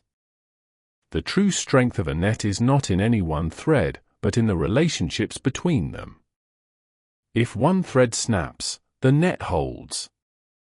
The weight is redistributed. The system endures. This is what multiple income streams do for your mind. The loss of any one stream, even your primary job, ceases to be a catastrophe. It becomes an inconvenience. It becomes a problem to be solved, not a tragedy that defines you. Do you feel the profound, psychological difference? The weight of that boulder over your head is gone. The anxiety recedes. You can breathe. You are no longer a hostage. This is the psychological state of financial freedom, long before you ever retire. It is the freedom that comes from options. To weave this net, we must understand the threads. There are 3 types of income. First, there is active income. This is the thread we all know. You trade your time and your skill for money. This is your job. This is your freelance work. It is the vital, primary thread that allows you to begin weaving. Second, there is portfolio income. This is the thread we built in the last chapter. This is your money working for you. Your investments, your stocks, your bonds, generating dividends and interest. This is a passive thread, but it requires capital to build. Third, and this is our focus, there is passive income. This is the revolutionary thread. This is an asset you create that generates income without your active, hourly participation. The true psychological leap, the shift to the mindset of the wealthy, is the leap from only building the active thread to consciously, relentlessly, and patiently building the passive ones. It is the leap from doing to owning. This leap is not a physical one. It is a mental one. The prison is not your lack of opportunity, it is a set of invisible, psychological bars. This brings us to our application, shattering the time for money prison. We must name the jailers, the mental blocks to passive income creation, that keep you trapped in the single thread model. The first and most powerful jailer is the time for money dogma. This is the deepest, most invisible script of all. We are raised in it. Go to school, get a good job, work 40 hours, get paid for 40 hours. This is the entire foundation of the industrial age economy. It is so ingrained, it feels like a law of physics. We must see it for what it is, a choice. It is an agreement. And we can break that agreement. The new agreement, the mantra of the net weaver, is I will no longer be paid for my time. I will be paid for my value. What is the difference? Your time is finite. You have 24 hours. You cannot create more. Your value, however, is infinitely scalable. You can write one brilliant piece of code, one line at a time. That is time. Or, you can package that code into a piece of software that can be sold 1 million times while you are sleeping. That is value. You can teach one student in one classroom for 1 hour. That is time. Or, you can record that same lecture as an online course, and it can teach 1,000 students, all at once, all over the world. That is value. Passive income is not about not working. It is about finishing your work. It is about front-loading the effort to build an asset, a system, that works for you, independent of your time. This is the first and most critical mental block to shatter. The second jailer is the "I'm not an expert" fallacy. This is the great paralysis of imposter syndrome. Who am I to write a book? Who am I to create a course? Who am I to build an app? I'm not the world's leading expert. This is a lie of the ego designed to keep you safe and small. You do not need to be the world's foremost authority. You only need to be 2 steps ahead of the person you are trying to help. To the person on page 1 of the journey, the person on page 3 is a wizard. Stop asking, "Am I an expert?" and start asking, "Have I solved a problem that other people are still having?" If the answer is yes, you have a product. You have a stream of income. The expert is simply someone who has organized information in a useful and compelling way. The third jailer is the guilt of not struggling. This is the upper limit problem from Chapter 4, in a new disguise. We have a deep, puritanical belief that struggle equals virtue. We feel guilty if we make money too easily, or while we sleep. We feel like a fraud. This is the old blueprint, the money is the root of all evil echo, trying to pull us back down.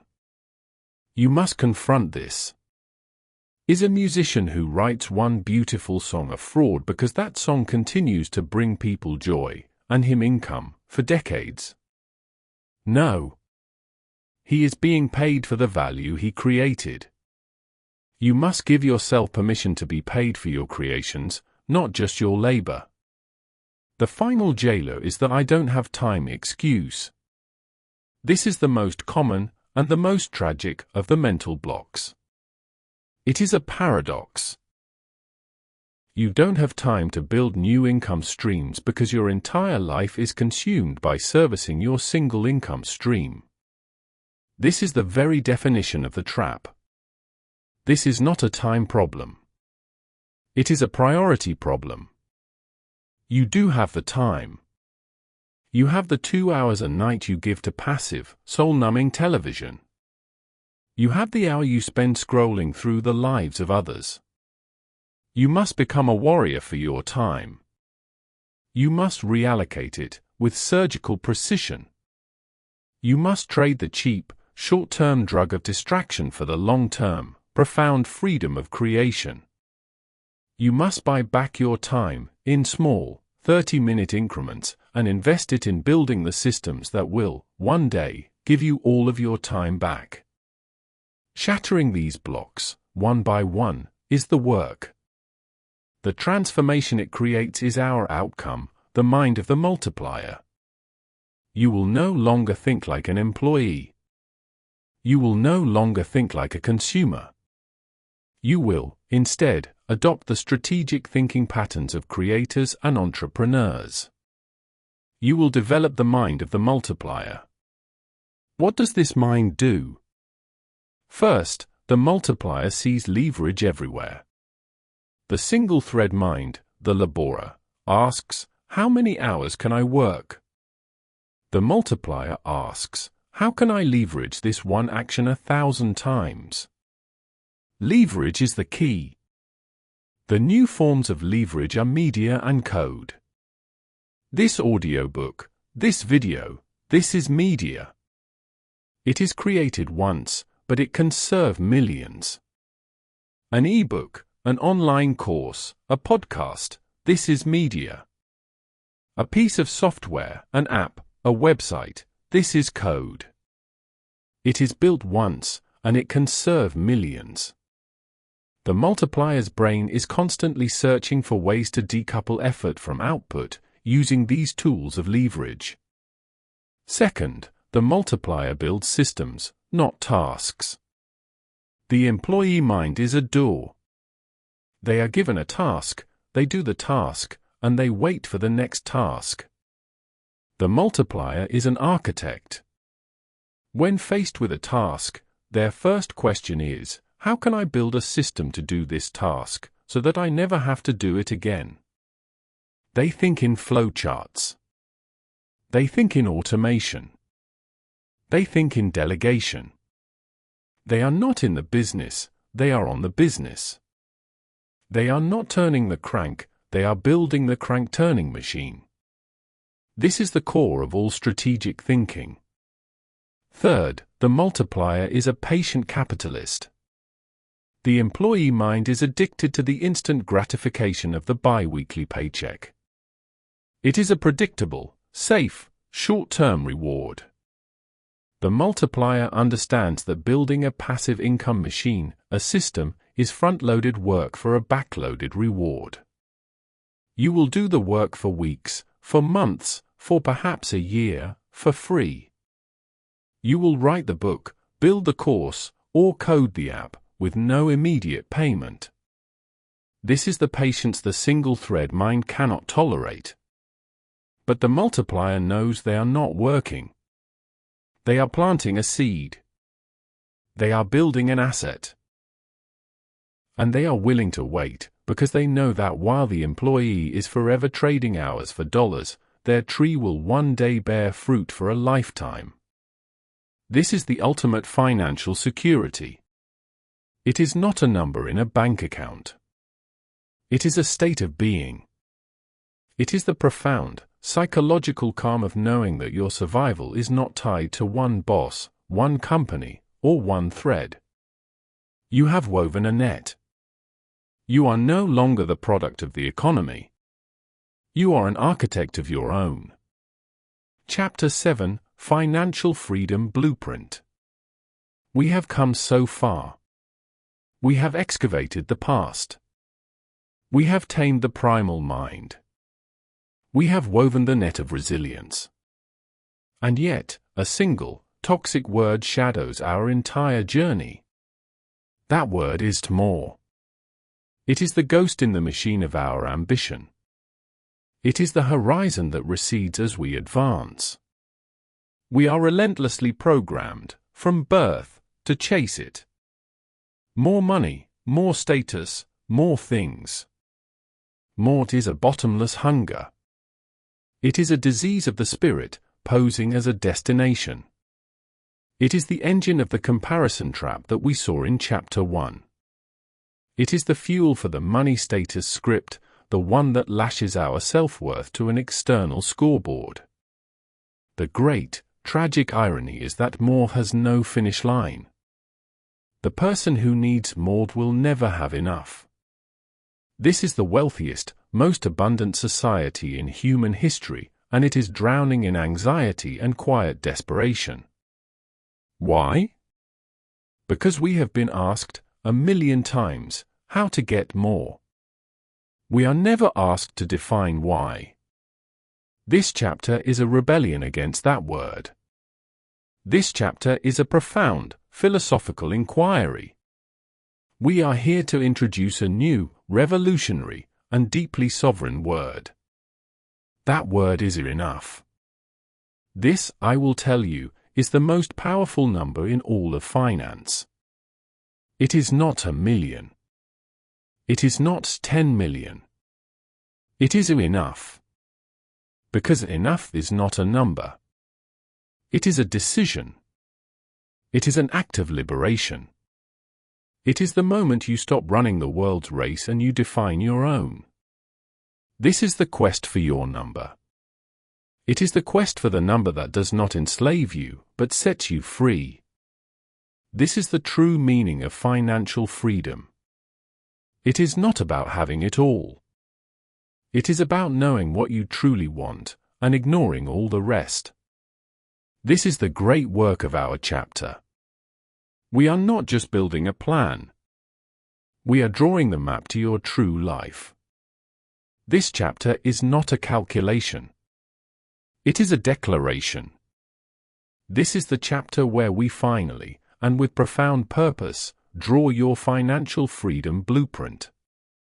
This begins with our principle, the sovereign definition. This is the profound, unnecessary, act of defining personal financial freedom entirely on your own terms.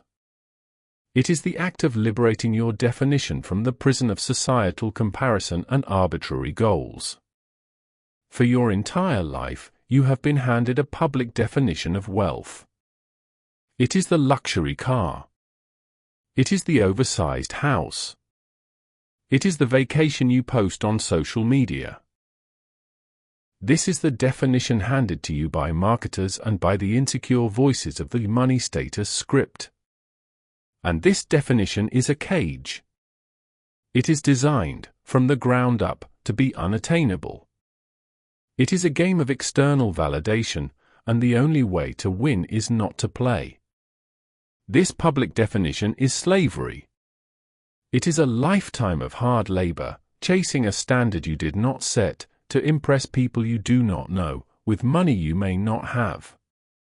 The sovereign definition is the key to that cage. It is an internal definition. It is a state of being. It is a return to the self. You must stop asking, what does wealth look like? And you must, for the first time, ask, what does financial freedom feel like? Close your eyes.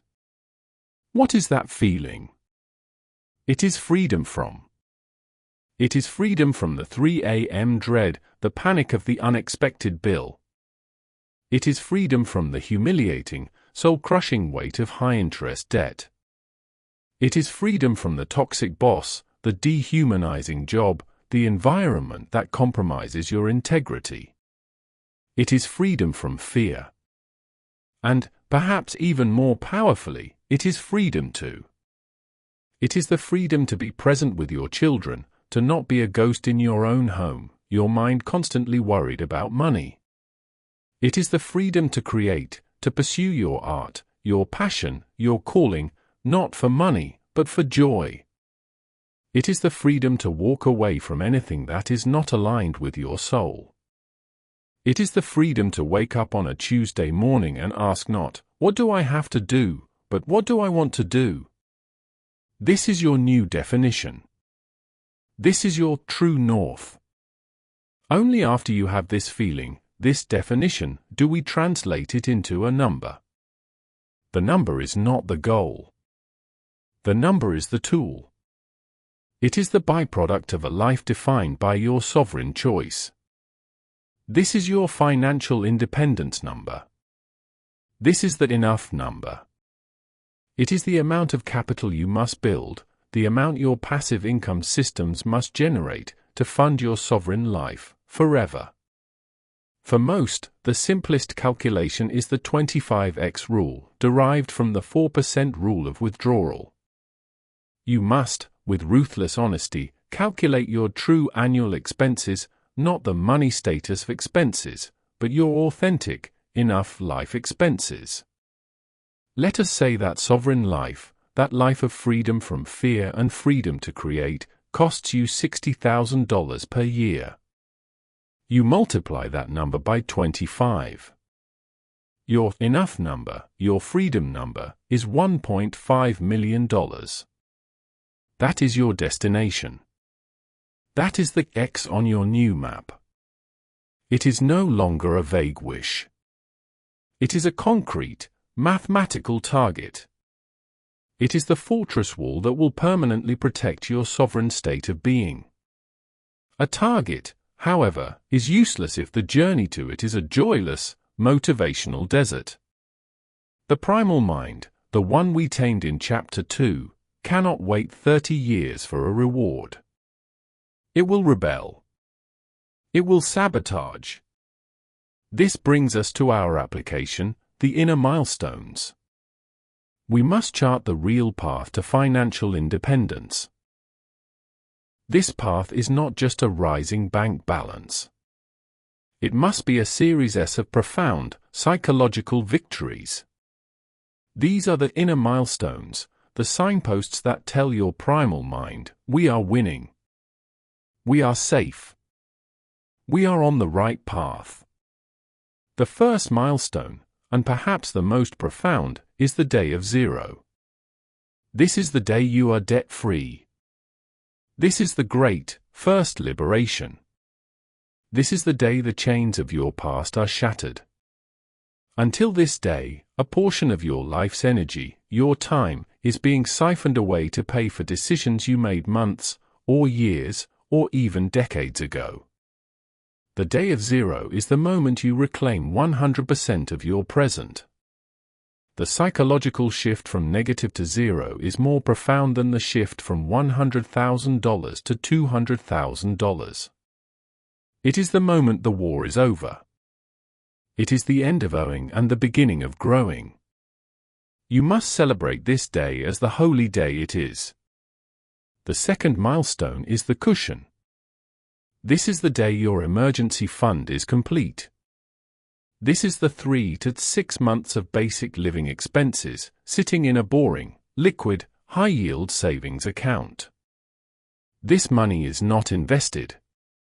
This money has one job, to let you sleep.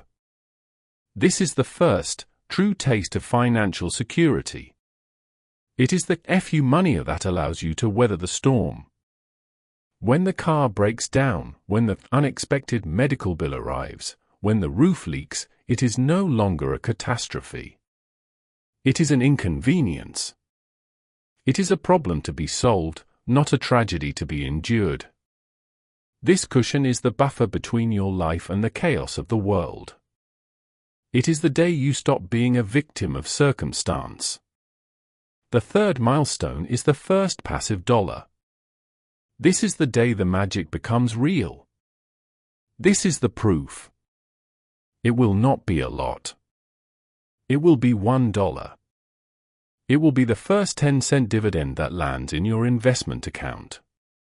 It will be the first $5 sale of your ebook, a sale that happened while you were sleeping.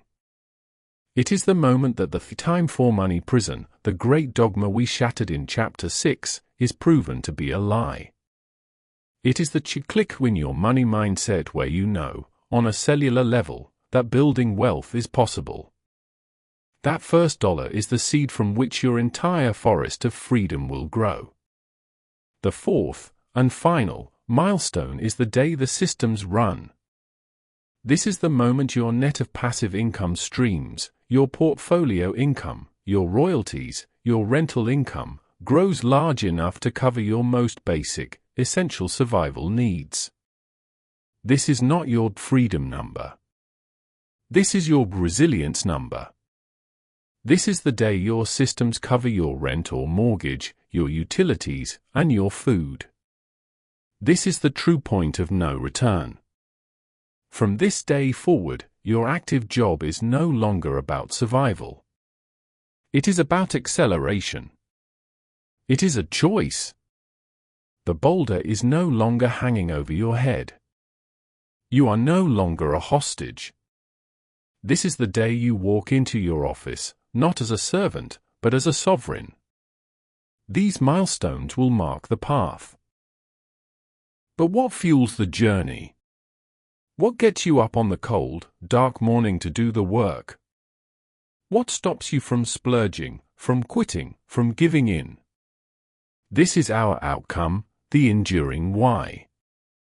We must build the internal architecture for maintaining motivation through long-term wealth building. This architecture must be fueled by a deep, immovable, personal purpose. Motivation, you see, is a fickle, fair-weather friend. It is an emotion. It will abandon you. It will fail you, and it will fail you often. You cannot build a 30-year blueprint on a feeling. When motivation fails, discipline must take over. But discipline is not a grind. It is not hustle. That is a brittle, shallow version that leads to burnout. True, long-term discipline is nothing more than love. It is the love of your purpose. It is remembering your why. Your why is the fuel. It is the anchor. And it cannot be I want to be rich. That is a hollow, external goal. It has no power. It will not get you through the storm. Your why must be intrinsic. It must be yours. It must be emotional. It must be a vision so powerful and so clear that it pulls you through the inevitable moments of doubt. What is your why?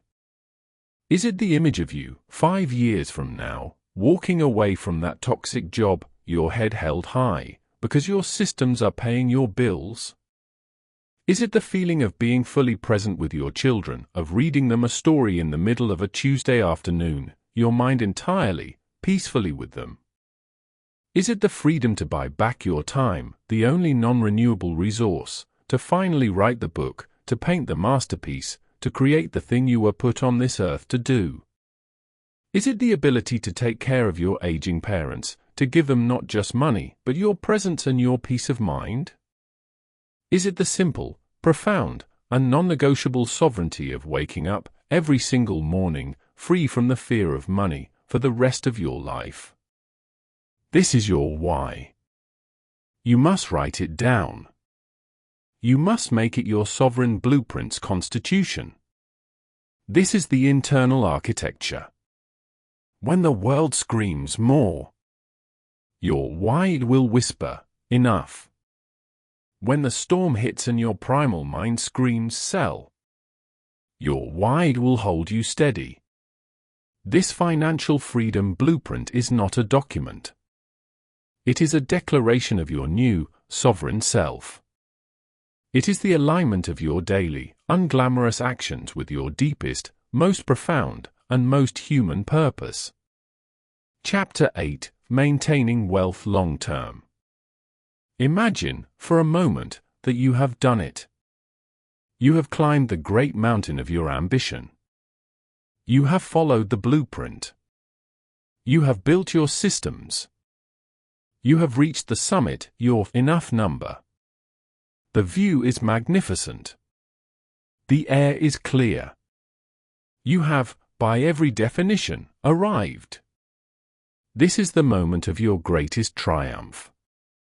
And it is, without question, the moment of your greatest danger.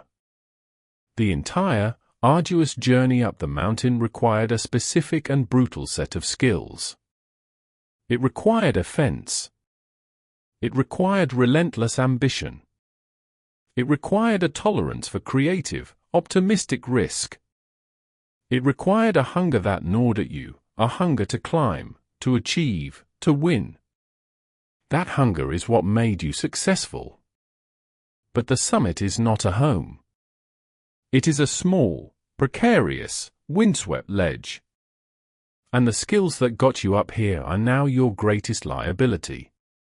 This is the quiet, predictable, and deeply human tragedy of the lottery winner. It is the sorrowful, well-worn script of the ruined heir. It is the story of the athlete, the musician, the entrepreneur who builds an empire and, in a flash, loses it all. They are given the summit without ever having made the climb. They have the altitude, but none of the acclimatization. Or, having climbed, they do not understand that the rules of the summit are different from the rules of the ascent. And so, they fall. They are destroyed by the very abundance they were given. We watch them, and we feel a sense of judgment. We call them fools. We call them weak. We should not. We should see them as a warning. Because the same fate awaits anyone who achieves their financial freedom without understanding this final, profound, and critical paradox. Getting wealthy is a game of offense. It is a game of creative, expansive, ambitious risk. Staying wealthy is a game of defense. It is a game of profound, unshakable humility.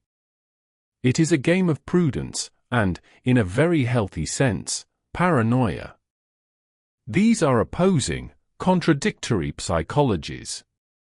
They are, in essence, two different selves. And the heroic, successful skills of the climber are poison to the guardian who must now protect the summit. The mountain is no longer your obstacle. The market is no longer your primary threat. You have reached the pinnacle.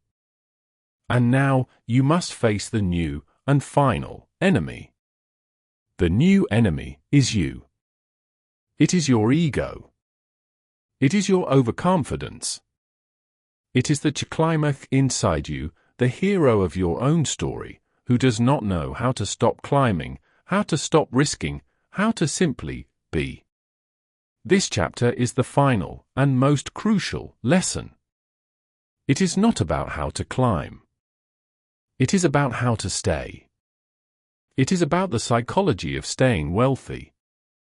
It is about how to build a fortress on the summit, a home that can last.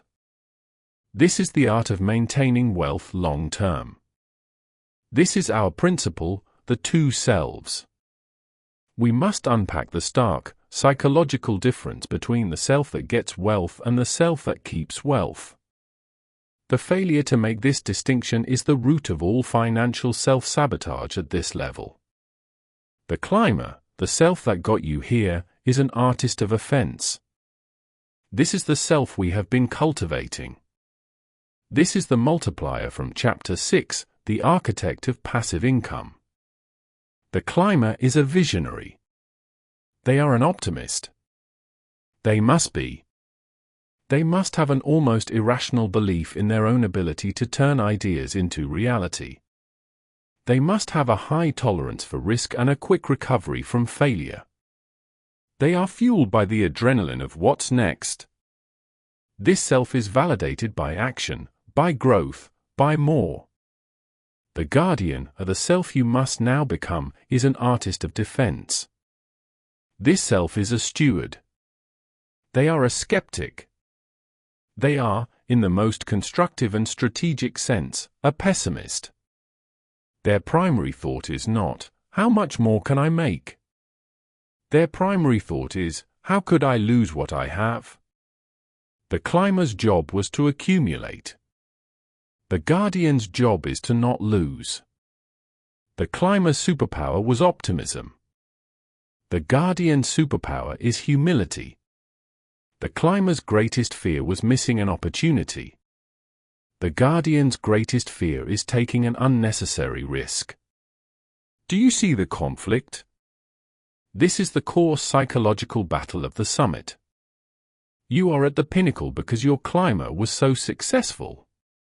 Your entire life's evidence has proven, beyond a shadow of a doubt, that the climber's mindset of risk, ambition, and overconfidence is correct. It works. And now, you are being asked to betray that self. You are being asked to silence the very hero that gave you your success. You are being asked to hand the keys to a new, timid, negative, and boring authority. The climber's ego, swollen with victory, hates the guardian. The climber, standing on the summit, immediately spots a new, taller mountain in the distance. The climber screams, "Let's go! Let's risk this mountain for that one." The climber is addicted to the climb. The guardian puts a hand on their shoulder and says, "No."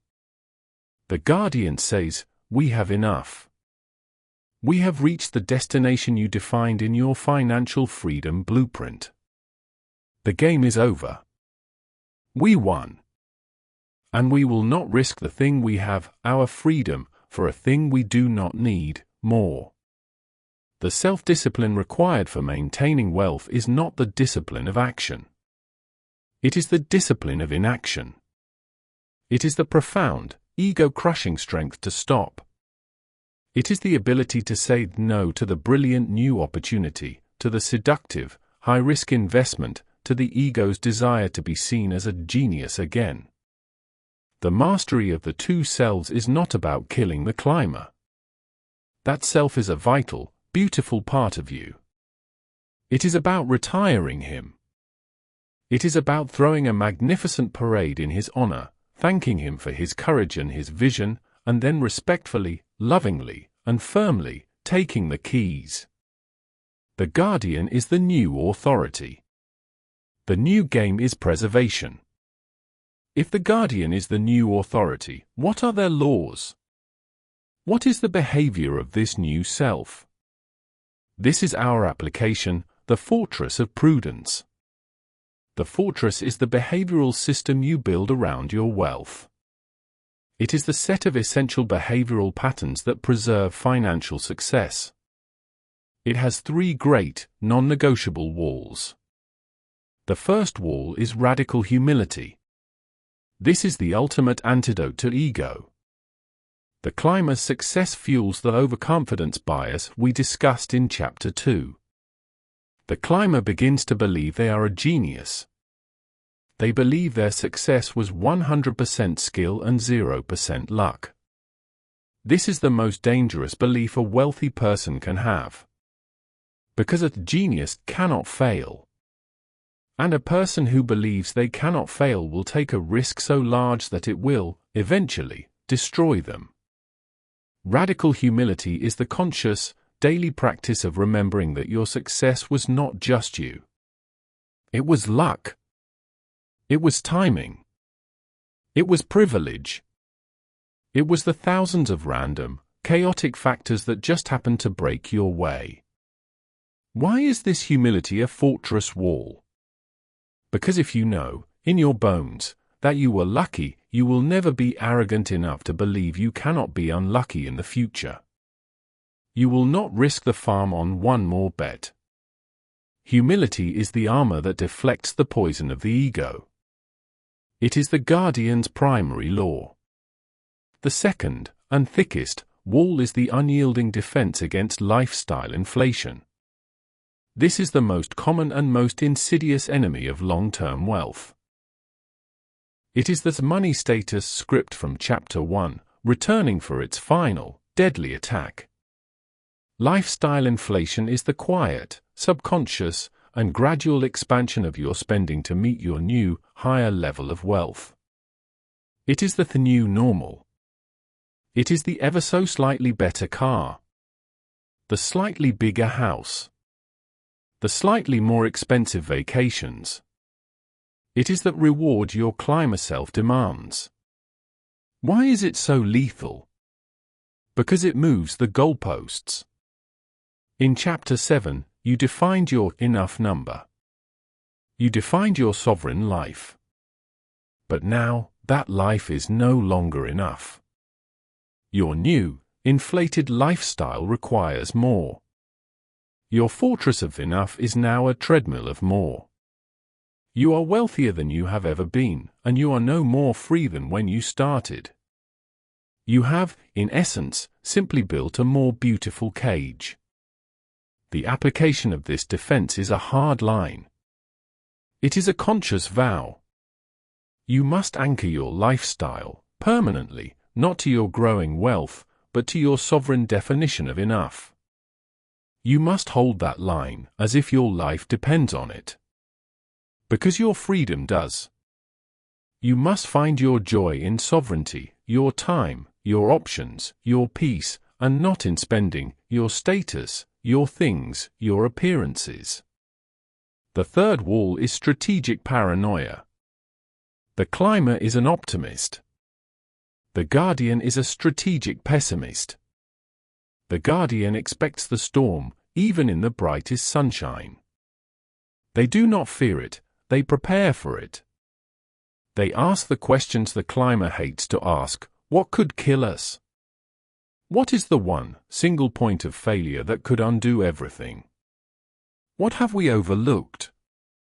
This is the behavioral pattern of true preservation. The guardian is not trying to maximize returns. They are trying to guarantee survival. They have won the game. They are now just protecting the win. This paranoia is what drives the unglamorous, but critical, work. It is what makes you build the net of multiple income streams even when your main one is thriving. It is what makes you buy the umbrella insurance. It is what makes you finally sit down and create a proper estate plan. It is what makes you keep a humble, appropriate allocation of cash, knowing you are losing to inflation, because that cash is not an investment. It is oxygen. It is the option to survive a catastrophe without having to sell your fortress. Humility. A hard line on lifestyle. Paranoia. This is the fortress of prudence. This is the final transformation. When you master the two selves, when you build the fortress, you achieve our outcome, the generational guardian. You are no longer just wealthy. You are durable. You have forged the mental armor to protect your wealth and your freedom from the two great destroyers. The first destroyer is the external world. The market will crash. The economy will turn. A pandemic will strike. But your fortress, your low-cost lifestyle, your cash reserves, your humble mindset will allow you to weather that storm. Your net. Your diversified streams of income will ensure your survival. You have built a system that is anti-fragile. But the true victory is that you have defeated the second, and far greater, destroyer, the internal world. This is the final, profound defeat of financial self-sabotage. The self-sabotage of the climber's ego, the urge to risk it all for one more dopamine hit of victory, is now held in check by your radical humility. The self-sabotage of lifestyle inflation, the quiet, insidious urge to trade your freedom for status, is now held in check by your sovereign definition of enough. The self-sabotage of complacency, the lazy, arrogant belief that it will be fine, is now held in check by your strategic paranoia. You have broken the cycle. You have defeated the tragic, predictable script of the lottery winner and the ruined heir. You have not just climbed the summit, you have built a home there. This is the ultimate evolution of your rich mindset. You are no longer just an architect. You are now a protector. You are the guardian, not just of your freedom, but of the potential this wealth represents, the potential for impact, for generosity, for change. This is how generational wealth is truly built. It is not an amount you pass down. It is a mindset you impart. It is a set of values, humility, prudence, purpose, that are lived, taught, and inherited. You have become the first in a new line. You are the generational guardian. And your legacy is not the money. It is the freedom. Conclusion, your rich mindset journey. We have reached the final word. The audio is about to fall silent. It is a human instinct, at this moment, to feel a sense of completion. It is easy to feel that a task is done. You have listened. You have consumed the information. You have, in a sense, finished the audiobook. This feeling, this comfortable sense of an ending, is a profound illusion. This was not a lecture. It was not a passive experience. This was an excavation. This was an invitation. And we have not finished anything. We have, in all the ways that matter, merely begun. The past 8 chapters were the work of clearing. We have been in the dark, together. We have dug up the old, toxic foundations. We have faced the ghosts in the vault, the echoes of not enough and I don't deserve it. We have cleared the rubble of our inherited, limiting money beliefs. We have confronted the primal, panicked mind, the flawed machine that drives us to ruin. And then, on that cleared ground, we have drawn a new blueprint. We have drawn the sovereign blueprint of your financial freedom. But a blueprint is not a house. A map is not the territory. The true work, the great work, the work of living this rich mindset, begins now. It begins in the quiet, unglamorous, and mundane moments of your daily life. It begins, not in theory, but in practice. It begins with the next financial decision you make. It begins the next time you feel the hot, primal flinch of loss aversion. It begins the next time the world screams more, and your new, sovereign self must find the courage to whisper, "Enough." This is not an end. This is a commencement. You have done the work of the architect. You have the plans. Now, you must become the builder. Now, you must pick up the tools. Now, you must build the house, brick by brick, day by day. The knowledge is now yours. But knowledge without embodiment is a dead thing. It is a jewel locked in a box, UN-worn, UN-used, UN-seen. The work is to wear it. The work is to integrate it. The work is to make this new psychology of money the new, automatic reflex of your soul. This is no longer my journey for you. This is your rich mindset journey, by you. And it begins now. This, then, is the daily embodying. This is our first task. It is the final, powerful summation of how to integrate these psychological principles into daily financial habits, making them not just conscious thoughts, but automatic reflexes. This is not about massive, heroic, once-a-year acts of discipline. That is the brittle path to burnout. The lasting financial transformation we seek is built in the small, the mundane, the daily. Your first new habit is the sacred pause. This is the practical application of everything we have learned. It is the space you, the conscious observer, create between the impulse and the action. When you stand in a store, and the money status script urges you to buy the thing you do not need, you pause. In that pause, you ask, does this action align with my sovereign blueprint? When the market crashes, and the loss aversion alarm screams sell, you pause. In that pause, you retrieve your rational shield. You reread your investment thesis. When you achieve a new success, and the upper limit impulse arrives, urging you to create a crisis, you pause. You name the ghost. You thank it for trying to protect you.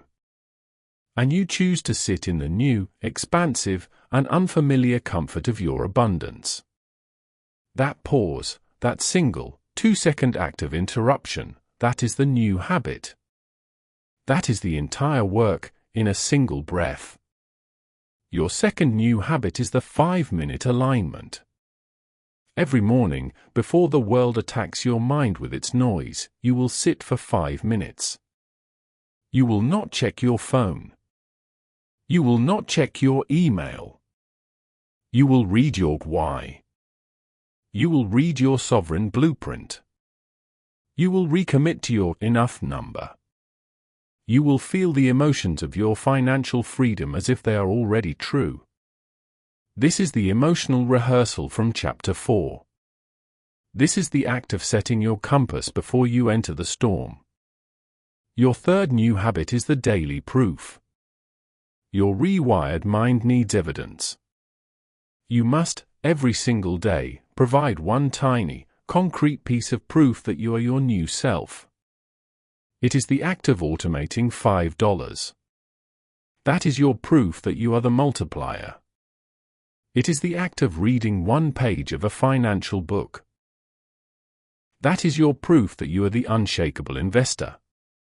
It is the act of consciously saying no to one small, misaligned purchase. That is your proof that you are the guardian. The pause. The alignment. The proof. These are not tasks. This is your new identity. This is how you embody the rich mindset. This practice, this daily embodiment, leads us to a simple truth: this is the lifelong inquiry. This is not a destination you arrive at. It is not a certificate you earn. It is a process of becoming. This wealth mindset development is a garden, not a statue. It must be tended. Weeds will grow. The old, limiting beliefs will try to return. Complacency, the great enemy of the guardian, will try to set in. Your work, therefore, is to stay curious. It is to remain the archaeologist. You must be willing, once a year, to re-excavate. To ask, have new limiting beliefs taken root? Has my enough number changed? Is my a while still true? The fastest way to master this material is to teach it. Explain the two selves to your partner. Teach your children about the sacred pause. Share the mirror of truth with a friend. In teaching it, you will learn it on a new level. You will become it. This is a path, not a pinnacle.